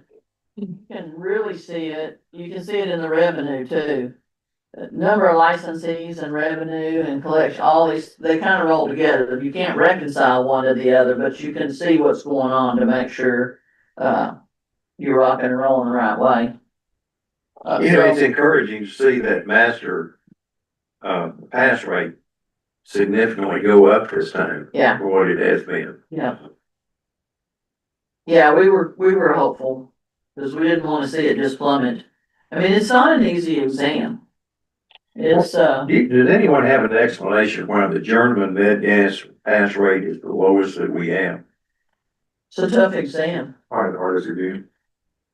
It's just hands down. It really is the hardest exam, and I think people, when they don't anticipate how much detail is in that exam. But a lot of them want to get that endorsement, but they're not necessarily gonna use it. And so they may not have as much practical experience on that. I think that's right. I think people I'd like to get that. Let's see if I can pass it. Oh, Yeah. I can't pass it. Yeah. I'm gonna have to. I think that's happening. Because if you look at the master med gas is one of the highest percentage of pass rates. So they already have the journeyman med. Yeah. So I think that journeyman And test is the Probably area. have been doing that work, Yeah. and so they have a lot more experience. And a robust CE requirement. Right? Very robust. So their CE is much more targeted. They're Real getting educated specific. on that every year that they're journeyman. Is it the only, CE that requires actual hands-on? Do you still have to The do, display of skills like yeah, your raising. your brazing? Do you still have to braze? No, not in the CE, but in the training you do. Yeah, okay. And a lot of them are taking a lot of them are taking more training than what they need to. Some of them are taking the 32 hours of training, some of them are taking 24. Most of them that you see on the master, it's because they're actually doing that business. Right. And when they call us, we talk to those people a lot, and we try to keep them running through as quick as we can. cause usually they've got some kind of job going. Water supply protection specialist, I mean, there's not that many of them. But a tradesman written, there again, if you look at that 131 that took it from September to present day, and then, and kind of imagine that before it's all said and done for 25, I think you're gonna have quite a few more, ready to go. But the other thing is, there was another thing that we saw that was kind of interesting. I guess it was what I was thinking about the tradesmen to the journeymen that have taken the tradesmen are making a little higher pass rate. Because they only have another 2 years, so that 2 years makes a big difference, in pass rate. Whereas the tradesmen, you've got quite a few returners, if you flip back over, I think I put the return page in too, which is the very last page. And it'll tell you the first time takers and then the repeat takers. On the journeyman, there were 150 of those. And the total that passed were 134. So, they still struggle a little bit, the ones that jump from apprentice to, a journeyman. And then you've got over in that middle column, this is a little different report than you normally see. It's broken down quite a bit, and we've been trying to perfect it. It's one that we've worked with Pearson to build. Did you build it with a little bit bigger numbers? Yeah, I know. You should have seen it before. When they first printed it up. Come back to, we need a little bit younger chairman. Well, executive director too, because I got on GW and Dawn and I said, y'all really think I can read this? So. But all in all, the testing numbers are pretty consistent with what they have been Yeah. before, after Pearson View, and then, our overall pass rate 5%, Yeah, 64. yeah, right at 64, yeah. And we always run between 65 and 70, so it's. I'm a little shocked. I would think once somebody came down here and say they found the test, they would understand game. I'm kind of shocked the repeaters are not higher. Me too, especially in the tradesmen. Look at what the fail rate is on the repeat test. And bear in mind, that's the written part too. Probably a language barrier. The practical, and it was so interesting, and you'll see that's why it's handwritten down here, GW and I were looking at this too, is on the practical. The fail was, out of the 179 was 77. On the journeyman, it went up, the pass rate went up a hair, but you still had 126 failures, so. The practical And the kind of inspector, throws them for a loop. I would think the inspector rate would be in the 70-80% range. That inspector exam has always been tough. We've made minimal changes to it. The biggest change to that inspector exam was when I came here. And we've made changes since then, but not so much that someone shouldn't pass it. Takes studying. I think it's a really tough exam, and the cities are so far behind They're the pushed. state law that they are pushing people to take the test before they're ready. Anybody that applies, or if you think you can pass the exam, yeah, I can pass it, they're hiring and sending them to take the exam without. And you're right. They're working on are unbelievable. Some of these municipalities, how many inspections they're having to call today, and Yeah, you're right on that. I've talked to a couple of inspectors and they've even said, or we would call them and say, hey, we've got spots, because we had spots and we were trying to get them all through. We didn't want them to sit for too long. And they're like, I'm just not ready. And then the very next week, they're like, okay, they said ought to try, so can I still get a spot? Yeah, we'll get you a spot. Come do what you need to do. So.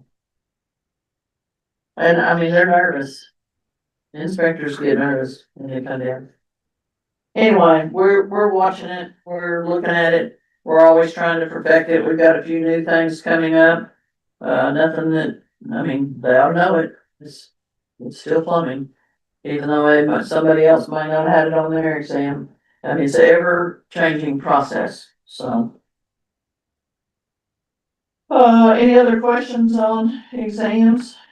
Is there a chance that we ever modernize our practical exam to include what 98% of the plumbing is in Texas now with PEX and We're working on press PEX and right now, stuff like that? yeah, working on PEX right now.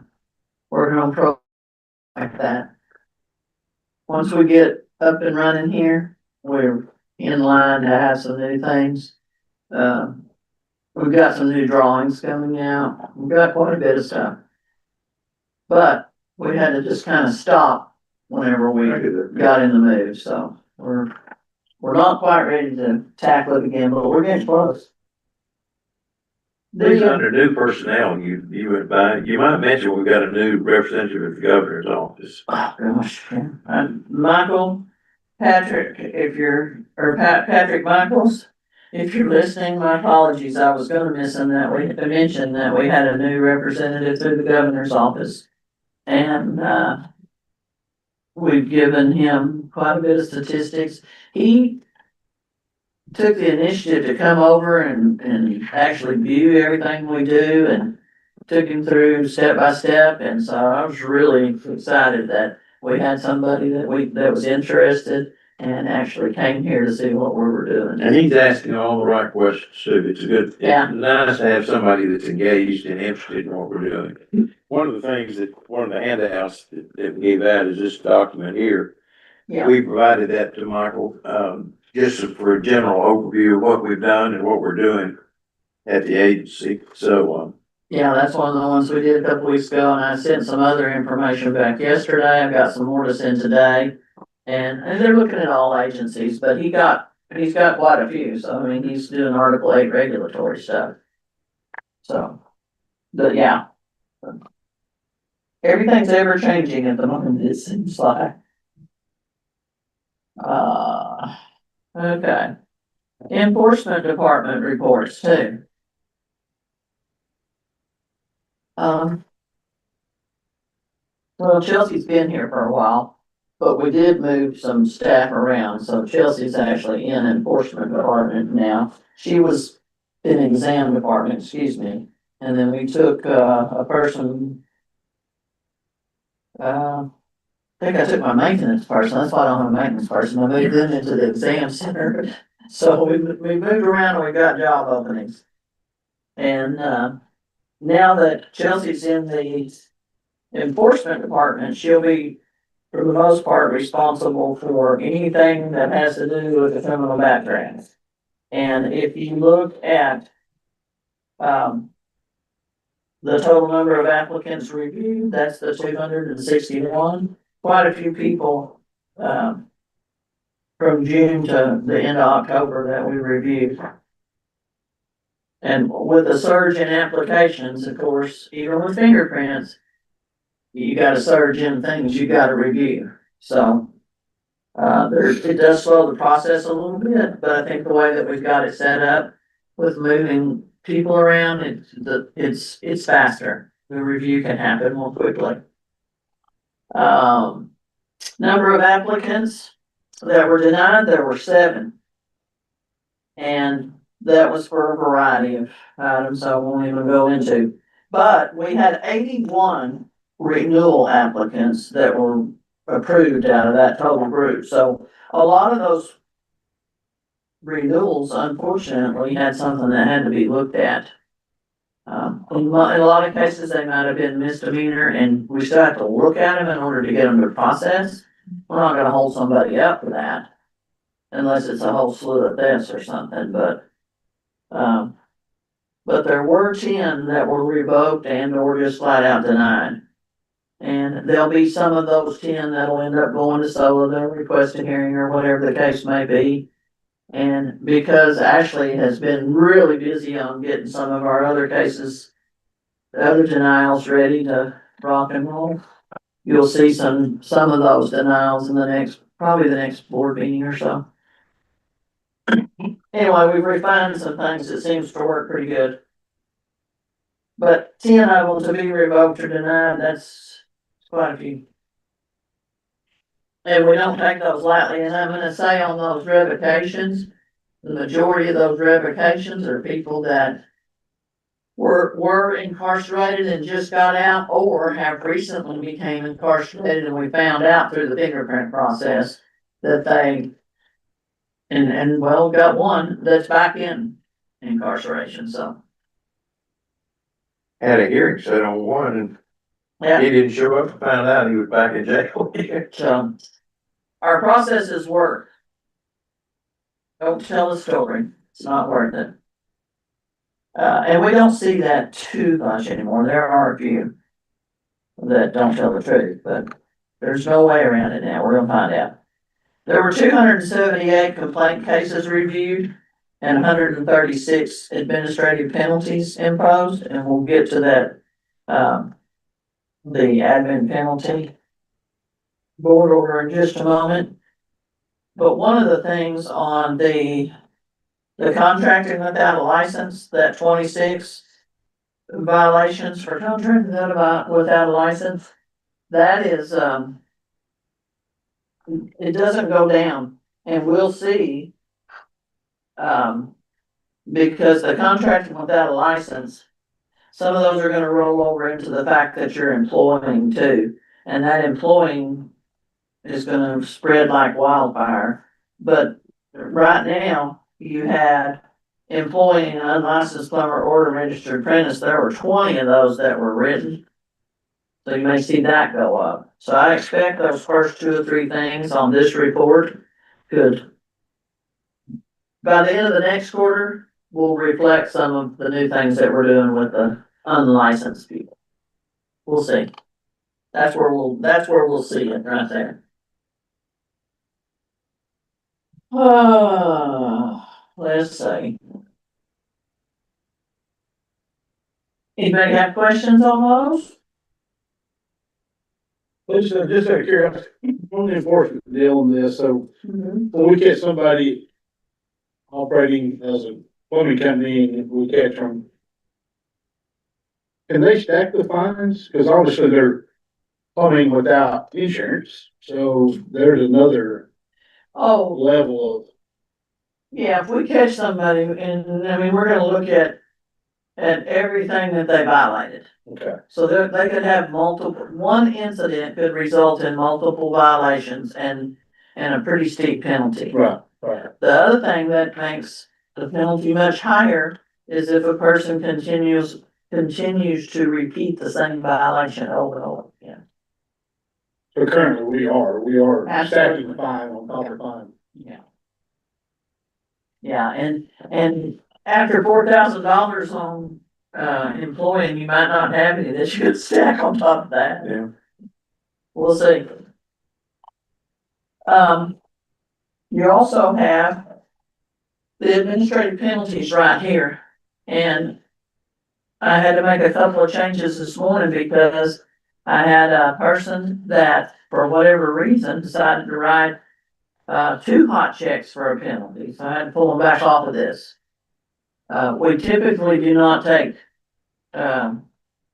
personal checks or company checks, we take, cashier's checks for payment of a penalty, or cash if you wanna walk in with that much cash, we can take it. So I had to make a couple little changes, and I think I gave Mr. Denton the most current one. All the board Gotta get members have signed. got a hard copy Hard copy. of the most Yeah. current, yeah. So look at your hard copy. In the very last page, you'll see there are quite a few on there. There's actually 12 pages, I believe, I'm right, 12. And then you got, you may not have got the repeat violator page in your hard copy. We did. You It's do? the last fourth page, yeah. Okay, I guess mine got dropped off on mine. Anyway, repeat violators, you'll see they've got an asterisk on the board order themselves, and then they're listed on that last page. And that's kind of what you're talking about, are they stacked together?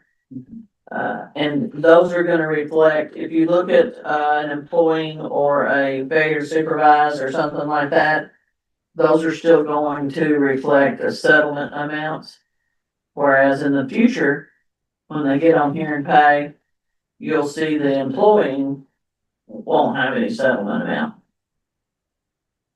So, Lisa, did you look into those that I pointed out to you that? yeah. And that's one of them that I looked at, that I didn't realize he was still on here, that yesterday they brought it to my attention that both of the checks had bounced. So he didn't belong on there Okay, anyway. okay, But he is suspended, that the one is suspended because he had a failure to pay the penalty. And that hot check didn't do him any good. That's what he was trying to do, was get a check back to us, but, so he's technically still suspended. The other one I had to take off because he had already been on an order and he is in default and was on a previous default order. okay.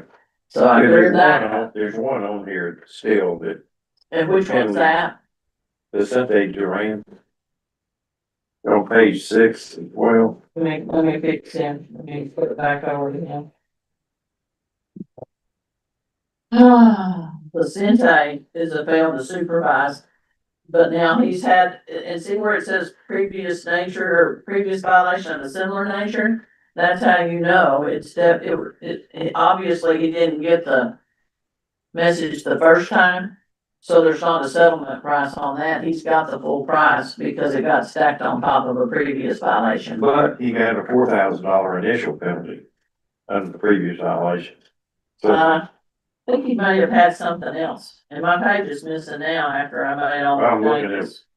How much, what, did it have anything else listed with it? failure to supervise and control a licensed registered person's work, $4,000. Yeah,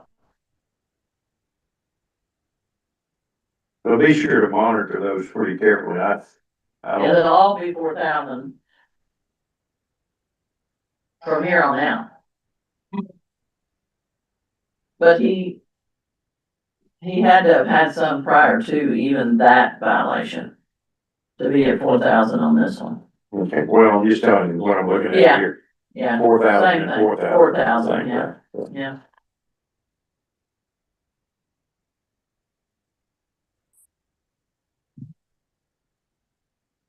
And I'll double check him. Board members, any questions on our, we do need a motion on this, right, Lynn? Yeah. Any questions before we vote on approval of the board orders? There a motion to approve the board orders as written? Motion to approve the order condition. With the authority for me to sign those documents. Second. Okay. Motion and a second. All in favor, say aye. Aye. Any Aye. opposed? Milton. By the way, Milton said that he's gonna have to step out at, 12:55. He's got another meeting to go to. Thanks for signing in, Milton. Yes, sir. I take it. You bet. I just got a text from a plumber that has all licenses. I'm pretty sure he has all the endorsement. And he says, the inspector exam was the toughest one for me. So, heard y'all talking about it. It's interesting. Anyhow,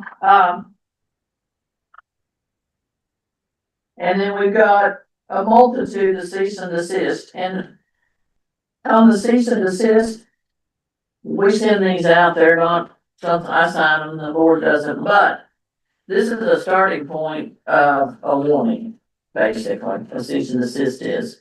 And sometimes the cease and desist can also be with a penalty. But a cease and desist is a really great point when we've got somebody that maybe there's not a whole lot of proof, but we know what's going on or what could be going on. And so we're gonna tell you, don't do that. It looks like you're doing the wrong thing, so. You know, unless I missed one, every one of these cease and desist, all 7 of them are for unlicensed activity. Most likely. I didn't see one that wasn't unlicensed activity, so. So there's not, but there might not be a lot of proof. And or some of those may be, I'm not looking at any particular case right at the moment, I couldn't begin to remember each one. But some of those you get people that have advertised too. Mm-hmm. And I think some of those are gonna be advertising. And a lot of times you can tell them with the cease and desist, don't do this anymore. Maybe you didn't catch them actually performing a job. And they'll quit. Yeah, some of these, take for instance, the first one, apparently this is looks like a journeyman plumber who didn't secure the services of a master plumber. There you go. He's out working on the side, apparently, so. And that's kind of, I had a conversation with somebody about that the other day, and what they described to me was a side job. Yeah. And that doesn't apply to. So maybe they're not all unlicensed activity, they may be inappropriate license. Correct. Yeah. Yeah. They might not be, if we walk up on the job or we reviewed a complaint or whatever the case may be, they may not have been putting the plumbing in right then and there. But you can feel pretty confident that they were. Okay, no action is necessary on the cease and desist, right? Correct. Yeah.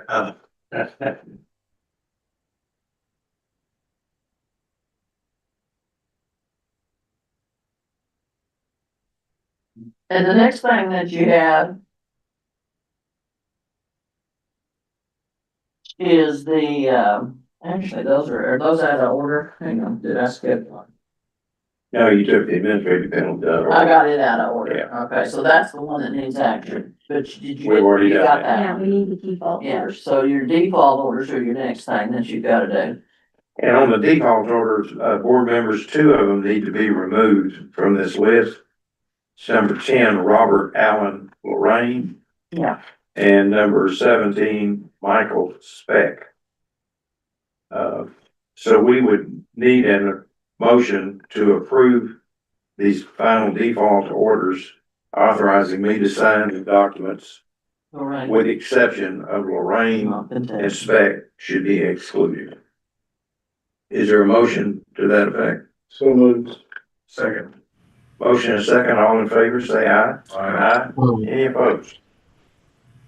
Thank you. I believe Mr. Lorraine is gonna pay his case, so. Yeah, something in the work on Lorraine and Speck that they want them off the default list, so. That's not to say that they won't go back on it if they don't get it resolved, so. Okay, Lisa, anything else? Staff activities, what have we not been doing is what I guess is a good way to put it. The field investigators have still been out in the flooded areas and done some outreach stuff and, any inspector that's called and said, hey, I got a whole lot of new houses or rebuild going, they've been in those areas. There's just a lot of people that just aren't even ready to rebuild still. There was I believe in your board packet electronically, there's a flyer that the inspectors are using, handing out, and I thought you did a good job on that, putting it together, gave some good information. For people need to offer, so. They're still carrying that. I also participated in a education and training opportunity that, an organization put together. It was an untapped group of young people, which it was foster children that, may not always have a direction to a trade or whatever skill set they plan to use whenever they graduate. And these were high school age, and they changed high schools 2 or 3 different times. But this whole program was targeted to the foster children that might be interested in a trade. So there was electrician there, the plumber was there, cosmetology was there, HVAC was there, and it was a Zoom type meeting with a good group of kids. And then later on, they'll have the opportunity, and we had to volunteer, but which we're happy to do. They'll have the opportunity if they wanna reach out one-on-one to talk about it further and whether or not this might be a trade that they wanna get into and stuff like that, so. We'll probably have some more interaction with that group later on. We also went to, I think Michael and Lynn went to, or Ollie or somebody, went to one veterans job fair. And that's actually where we ended up getting Ashley from, even though Ashley wasn't a veteran, that's where she came from on that job fair, right, Lynn? Yep. So she happened to walk by and they went, oh, attorney, look, we have a posting, and rest is history. It worked out really good. You know, I'm gonna tell you, I wish you were here because we desperately needed her, and I'm really thankful we got her. She did a great job. Well, we'll see. That jury's still out on that, she hasn't had a case yet. Well, But she's really dug into it, she's got a good grasp of it. yeah, And I'm highly optimistic she's gonna do a great job. Cause we had a pretty good backlog built up of cases that needed to go to SOA, so. She the was sure question glad she to have it. asks, her logic, Yeah. So far so good. Yeah, absolutely, she's a good. I'm excited. She got some cases that was docketed to be heard, and for whatever reason, they didn't make it. You know why, Lynn? It didn't show up. So they defaulted, basically. In those cases, is that a default? Yes. Okay. So there, she's already got 2 wins. Take them however you get them. That's right. Steve and I think Terry went to, Building Professional Institute conference. Junior went to that one as well. Those are always good outlets, and I believe BPI, if they don't get iced in, I think the Houston one's coming up in February. It seems like that there's always ice in the February one, but, so we'll probably go to that too. And Yeah. whatever else we decide to do. And if I could add something to that, when we attended the University of Texas Public Service Job Fair, we looked like we were gonna have a 4 credit legal intern that will start in January. So he is, That's right. yeah, Yeah. he's obtaining permission from the school to work for us for credit. And he'll be starting in January. Right. And we just went to another one, and Ashley without an E, we have 2 Ashleys. The other Ashley, who is a veteran, she went to the most recent job fair, and I believe she spoke with somebody, and they are a veteran, and they're interested in the maintenance position, so we're looking at that too. So those have been beneficial. And the interns were great to have last time. It's been great every summer. Really just that extra help is amazing. And that's all I have. All right. You know, even that it's not staff outreach, I wanna point something out that PHCC and Vicky did. They had a competition, a high school, wasn't it? Competition. Yep. And how many schools do you have competing? We had 7 schools, 19 teams from across the state. It was all virtual. A plumbing competition. Our winner was from our first place winner was from San Antonio, from Brandeis High School. Our second place was in Austin at Navarro, and our third place was Enos High School. So it was great. Yeah, that was a really good deal. It showed the level of interest that's going on in high school for plumbing. That Big Ed's a great job. I thought that was a great program. I know it's a, wouldn't they have to design a bathroom? Wasn't that what the competition was? They got a blueprint of, and then they had to, plumb it, so they had to find their fixtures, and then they had to run the, plumbing in, the water out, the vents, and then they submitted their final. So it was 4 modules, and each module they submitted per score, and our winning team got a perfect score. That's correct. Right. All right. Lisa, anything else before we go to Dan? No, I just, the only thing I wanted to add is how hard staff has worked.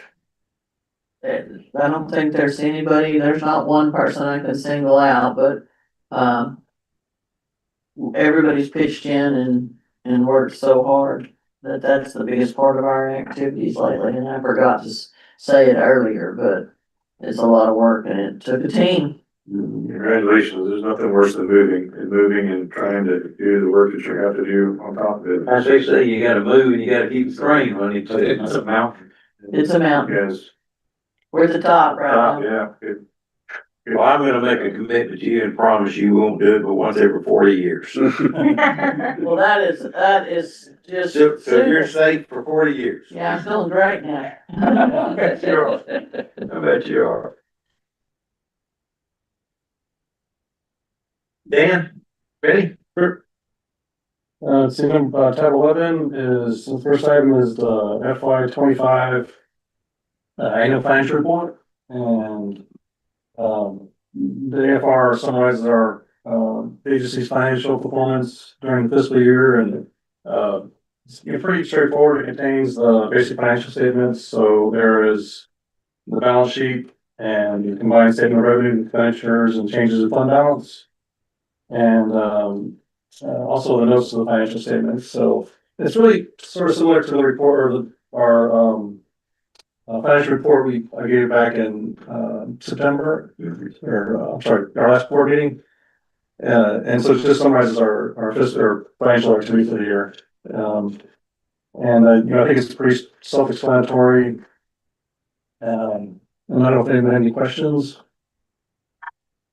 You know, from a state accounting standpoint, this doesn't mean much to them. It's the only damn report that I can read and make any heads or tails out of it. Dan and I went over the budget for next year, and I swear I've been doing this for 22 years, and I still can't figure out the state's budgeting system. It is the most complex thing, and Dan did it, and I guess Lisa's gonna send it out to you. But if it makes no sense to you, don't be surprised. I mean, it is, you would have to have an index the size of this notebook to figure out what all those numbers meant. I have a general idea, and the only question I knew to ask Dan are where we had some wild swings. But it's broken out by strategy, I guess it is, isn't it, Dan?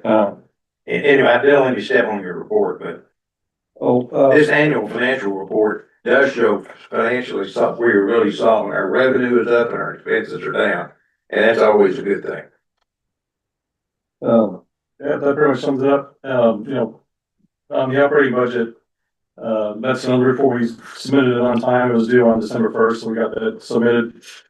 And it just contains our actual financial results for FY 24 and 25, and then the budgeted amount for FY 26. So it kind of, we have the LAR, we submitted our budget, and we had to sort of updated in the operating budget. So, and then also has our performance measures, actual for 25, 4 and 25, and budget for 26, and same with FTEs.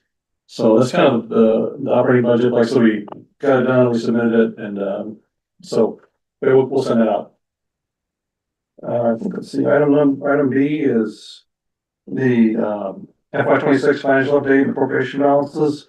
We're still closing the first quarter, we're only a couple days into December, and the quarter ended November 30th, so we haven't prepared that yet. So I think that's okay with y'all. We can do the second quarter update at the next board meeting, and that'll be our first 2 quarters. And item C is FY 26 year-to-date revenues compared to FY 25. And that's this page here. I think it's in your little supplemental packet. And, Just document looks like this.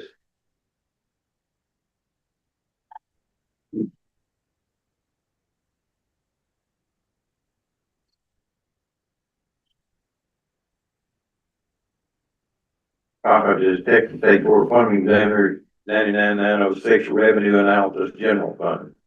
Just look ahead and get something. but, so that's the first quarter of FY '26 and our examination licensing and registration revenues are about 1.3 million, 1.42 million.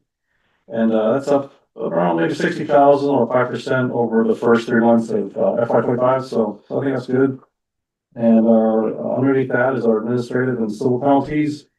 And it looks like we're a little bit low in September, but we picked up October, November. And so we're at about 86,000.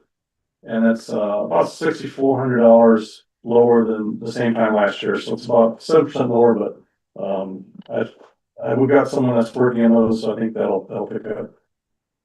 The important number are the ones up top, and you'll notice back in 2020, we had 5.2 million in revenue.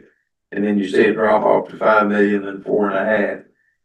Just as a reminder, that's when we reduced the fees for the master plumber by $100. So that these renewals came in and that's why that revenue went down.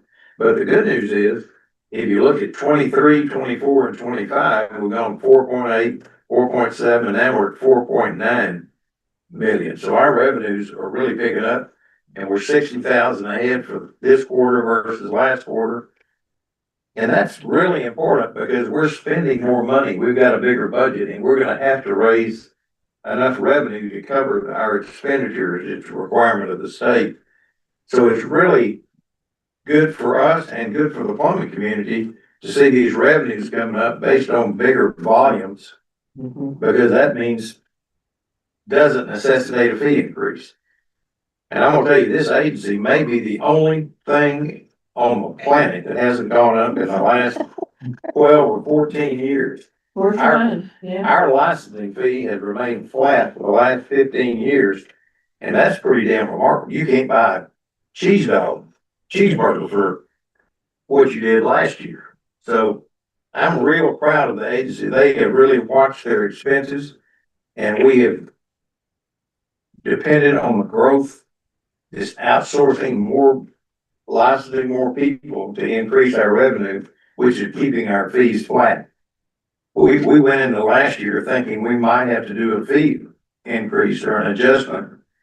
And based on these numbers, if they hold for the year, that may not be required. So that's what we want to do. So. We have always functioned as economically as possible and without choice. So you learn real quick. And I think the ease of taking an exam is helping our increase the number of plumbers too.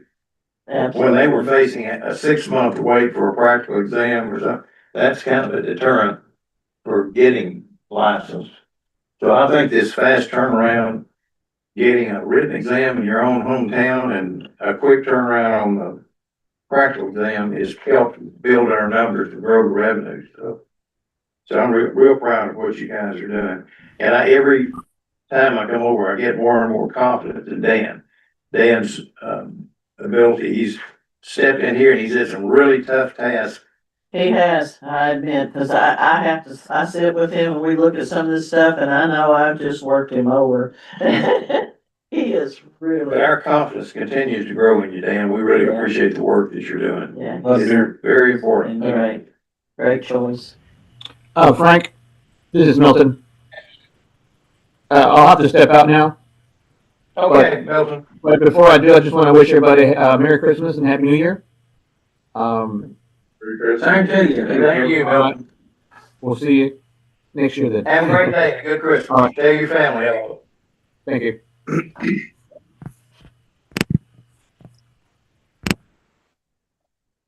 And the last item is the update on our audit, our financial audit. We had our kickoff meeting last week, and Mr. Denton was there, and Lisa was there, and I was there. We met the audit team, and I think there are maybe 5 people from the state auditor's office to handle the audit. And, I think they're in the planning stage right now. They're maybe assessing the risk level. I think it's just a technical term for, they're planning audit. And so trying to understand how sort of our business processes and sort of look at our processes and procedures and figure out who does what. And then, we have some follow-up meetings early next week. We're gonna meet one-on-one with some of the staff here. It's just to kind of get a feel for what we do. And, so then after that, they'll probably, finalize their audit plan, and then they'll, prepare by client list, their PVC list, and they'll forward that to us, and we'll have a lot of various items they want to test, so select transactions. And, we'll ask for some schedules or things like that, and so we'll prepare all that stuff, give it to them. They'll test it, and that's kind of how it works. And so that's pretty much where we are. This basically came about, if you recall, part of our legislative appropriation request, we had requested $50,000, I think, to do an outside audit. And they did not give that to us, but sent it over to the state auditor's office to do that internally. And I think, I don't know how the rest of the board, I actually welcome an audit. I know it's a heck of a lot of work on the staff, but it makes for a healthy organization to have an outside set of eyes come in and take a look at all your procedures, your policies and the numbers and track the money to make sure it's going in the right place. It's a good thing. The only thing I will say, I kind of laughed talking to the auditor's office. I said, you brought enough people, that's 10% of everybody that we employed. You brought 5 people, we don't have 50 people here in the whole organization. And we got one guy that's gonna be responding to all that, so. For one thing that makes it a little easier now than 20 years ago is everything's electronics. That is true. Run a report, pull it out of there, and it is what it is.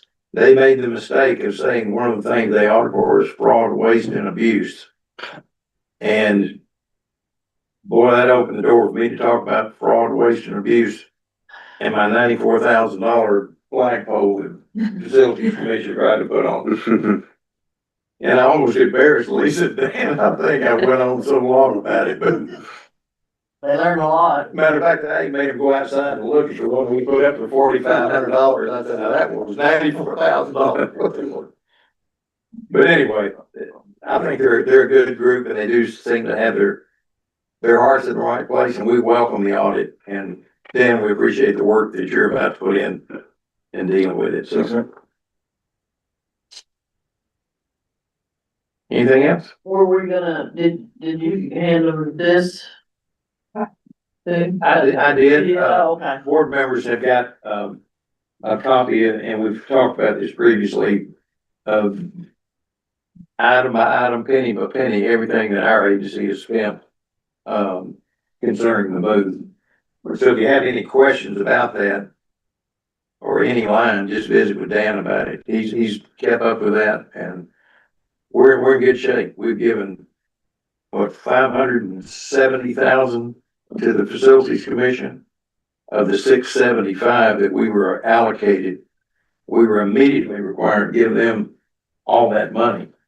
So anyway, they got it. We're just waiting on them to do their job. And next week I'm getting electrical ran.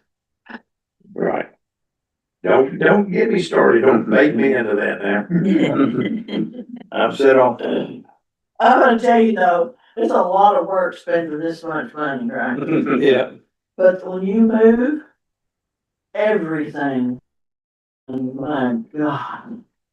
It's a tough. But it's okay. I mean, it's okay, less, and it's less than a lot of $160,000. work spending. It's less than $160,000 bid. We have to have a third party. Yeah. Lisa, is this public knowledge? Oh, yeah, talk about No, not yet. Okay. it. Well, still talk about it, please. Well, it is one of the things. Yeah, we've been moving, and everybody knows this. We've moved slowly towards 3D printed fittings and, for our exam. Because the time and just and how intricate it is to make a sanitary tee and a combo and all that in multiple sizes out of copper with limited staff, we had to find a faster way to do it. It might not be the cheapest, and I can't tell you exactly that now. It's running neck and neck probably, but We, Time components. the time Yeah. is unbelievable. You can set that up and run 10 or 15 fittings and walk away and go do something else. Well, then you're producing what you need instead of guessing and ordering. And the problem, yeah, and we had ordered some and worked with a company about how to do our drawings and different things like that. Somebody that had a whole lot of knowledge on doing it. And now we took the big leap that we're in this building and have a place to put it, to doing them ourselves. So, and GW's kind of like a kid in a candy store for that thing. Hey, Brian shoved in a little washer box, that's cool. Yeah, you heard what I asked him. I said, where's the tabs on it? The knockouts. And he goes, oh.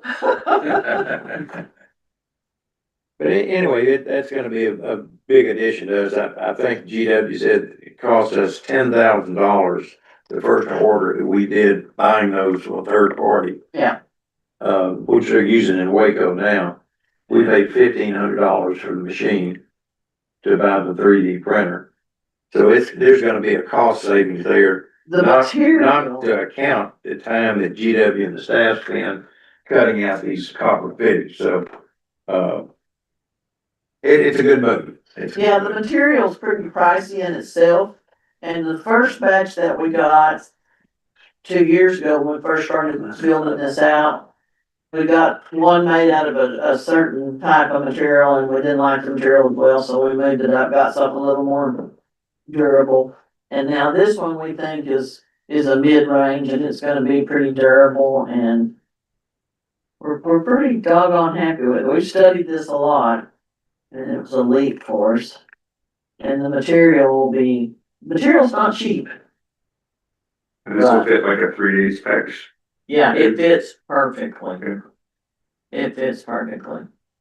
We're really thrilled about We it. still buy the pipe from a third party vendor, Yeah, we the do. small pipe. And we bought some, pre-made and then we bought some that was a mixed material that was extruded. But it was getting to where it had too many variables in it, so now we've gone back to a manufactured of actual picks. So, we got a lot of things a lot of irons in the fire, and a lot of things that we've been wanting to do for a long time. And it's gonna, this move is gonna allow us to do, basically, to do it. So. Anything else? All right, we'll move now to public comment. Does my public will have a comment to make? Yeah. Don Modesty, Director, thank you, Chairman, board members. I'm glad y'all gotten your new building. Look forward to its final completion. Well, my name is John Modesty, Senior Director for Field Service for IAPMO. I'm here on behalf of the Texas Plumbing Stakeholders Group, and just want to echo Ms. Van Ness's comments on the criteria looking for the plumbers, and anything that we can do as a group to help facilitate that, work with you, the board, the workforce, or any information. We had a meeting yesterday and we all were in agreement to help the board and facilitate that in any way possible. So, Great, thank you. Appreciate it. And, you know, Oh, yeah, we'll take it. yeah. Thank you. Do you have anything to say? Yes, sir. Cliff Oden, Pacific Mechanical out of Abilene. I've got a question for the board as far as that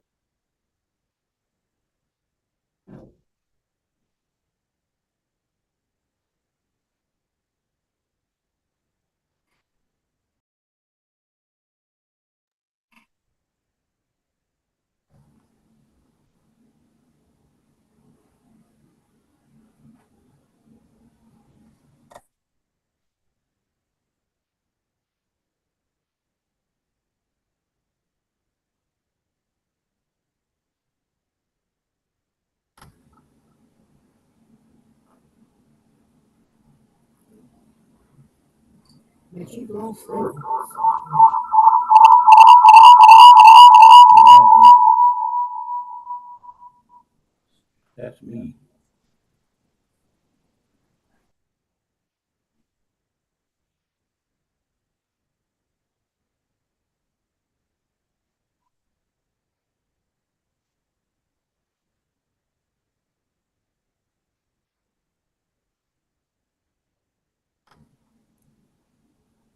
Unmute. I don't know.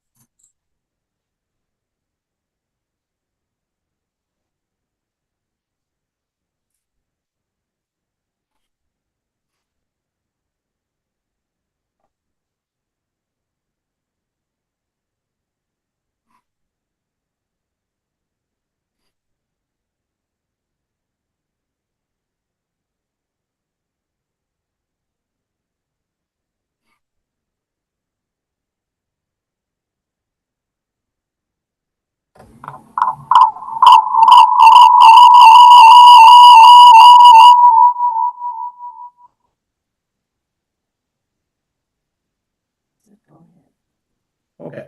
Are you hearing me?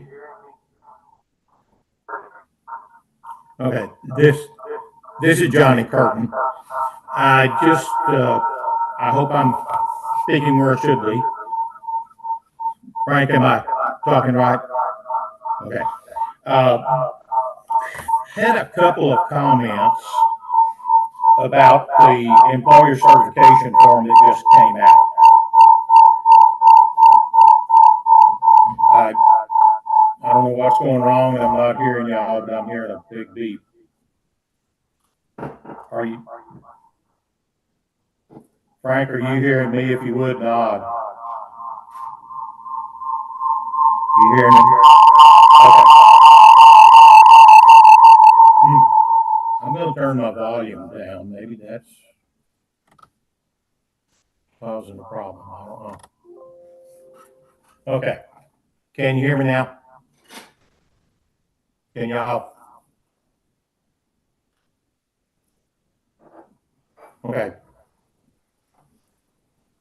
I hope you're hearing me. I'm not hearing anybody else, so I hope y'all are hearing me. Okay. Okay. I'm talking. The employer certification form that just came out, I don't know how you're enforcing what is on it, but a couple of things that I had comments on. It's not a major issue for as I'm concerned, but you might want to take a look at it, think about it. It has hours for month and year. Some of these guys come in and don't have a clue what they're supposed to do for hours. They go for 3 or 4 years and find out they have to have hours. So now they go back to their employer, and the employer says, I don't have every month that you did. And it's going to take them a while to get anything done to get that caught up. I know it's their responsibility, but might be a problem. The other problem that I saw is the qualification back in the back, that you have to check off how many hours you had on each thing. I know what you're trying to do, and I know what should be doing, and I know what should be doing. I'm agreed with that. But when you put it on the employer certification form and you require, before you can get a tradesman license, that you have ADA, they don't do ADA. And it's there that you have to check it off. So you're either gonna get a liar that's gonna fill it out, or they're gonna lie about it, or they're gonna, not fill it out and then have a problem. And the same thing if you're going from a tradesman to a journeyman, requiring commercial experience would be a problem. So, because they may never have that, and they never want that. And then you require them to have that, and then they'll never become a journeyman or a master to run a company. Maybe they're just wanting to do residential service, is all they ever want to do. And then you require them to go get commercial experience. So I know we want them to have everything for a license, but if you put it on that employer certification form and require it, that I think is going to lead to either people not getting a license when they need to or should or want to, or it's going to lead to somebody just checking off boxes and moving on. So that was my only comment. Other than that, guys, I appreciate everything that y'all do. Thank y'all. I have a great Christmas. I appreciate it all that y'all are doing. I wish I could have been there in person today, but we didn't make it. I'm celebrating my wife's birthday with her here today. Listen to this. So thank y'all. Appreciate it. Y'all have a good one.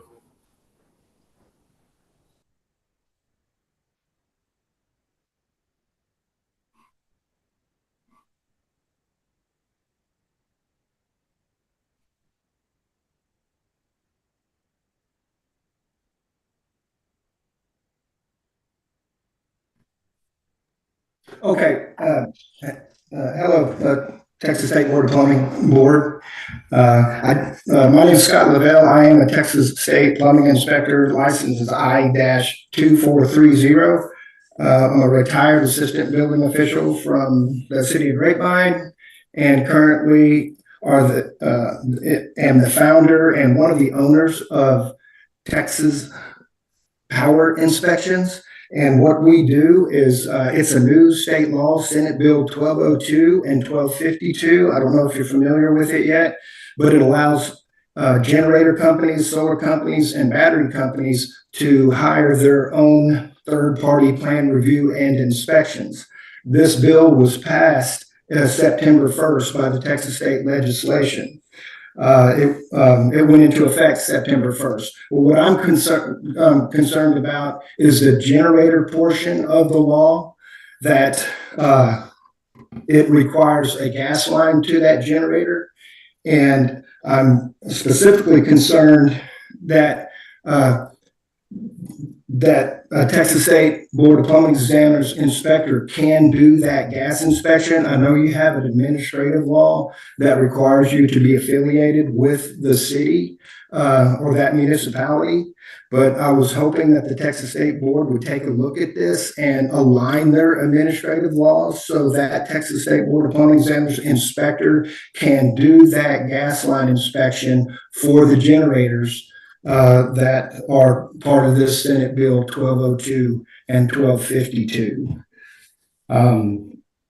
And I'd like to know what the process would be to go about that, and a timeline of maybe getting the board to get aligned with that Senate Bill 1202. Scott, Frank Denton, chairman of the agency. As I told a previous speaker, the public portion is not a question and answer session, but I think I understand, as well as the staff has been nodding their heads, they're aware of your issue, and we will take appropriate action and take a look at that. So anyway, we appreciate you bringing it to our attention, and I can assure you we'll take a look at that. Okay, is there a way I can follow up with somebody on that? You can come back to another board meeting, or you can email us, whichever you like to do. Okay. And the town hall meeting that's in Abilene that's coming up in April, would that be an area to also discuss again? Well, I don't think we haven't scheduled a town hall meeting yet. Okay. But be sure to send us your email if it's all right, you can send it directly to Lisa Hill. Okay, And we'll keep you in the loop on that and let you know what our conclusion is. yes. Oh, okay, thank you very much. I'll, look forward to, opening up that dialogue in the future. Great. Thank you, Scott, for your comments. Appreciate your participation. Okay, well, have a Merry Christmas and blessed day. Same to you, sir. Anyone else? Is that it? No, sir, that's it. Okay, well, I believe that concludes the public comment. Recommendations for future board agenda items. If anyone has anything now, speak up. If not, get in touch with Lynn or Lisa. And we'll see about getting your subject on the agenda. One thing that I want to give everybody a heads up, I still haven't gotten off us coming to a conclusion about one person holding multiple licenses without paying for it. So at some point, I'd like to discuss that among the board. You recall, we talked about if you have a master license and you went up through the tradesman and journeyman, you retain those, but you don't pay for them. At some point, I'd like to put that back on the agenda and get your figures. I don't think we ever reached a conclusion about that. So, Lynn, if you'll help me, we might put that on the next agenda item. And two, we'll get a report on how we're doing on our penalty, making our non-negotiable $4,000 penalty for unregistered apprentices. We'll find out how that's going and how many citations we issued. So, okay, unless somebody's got something else, we'll call the meeting adjourned at 1:25.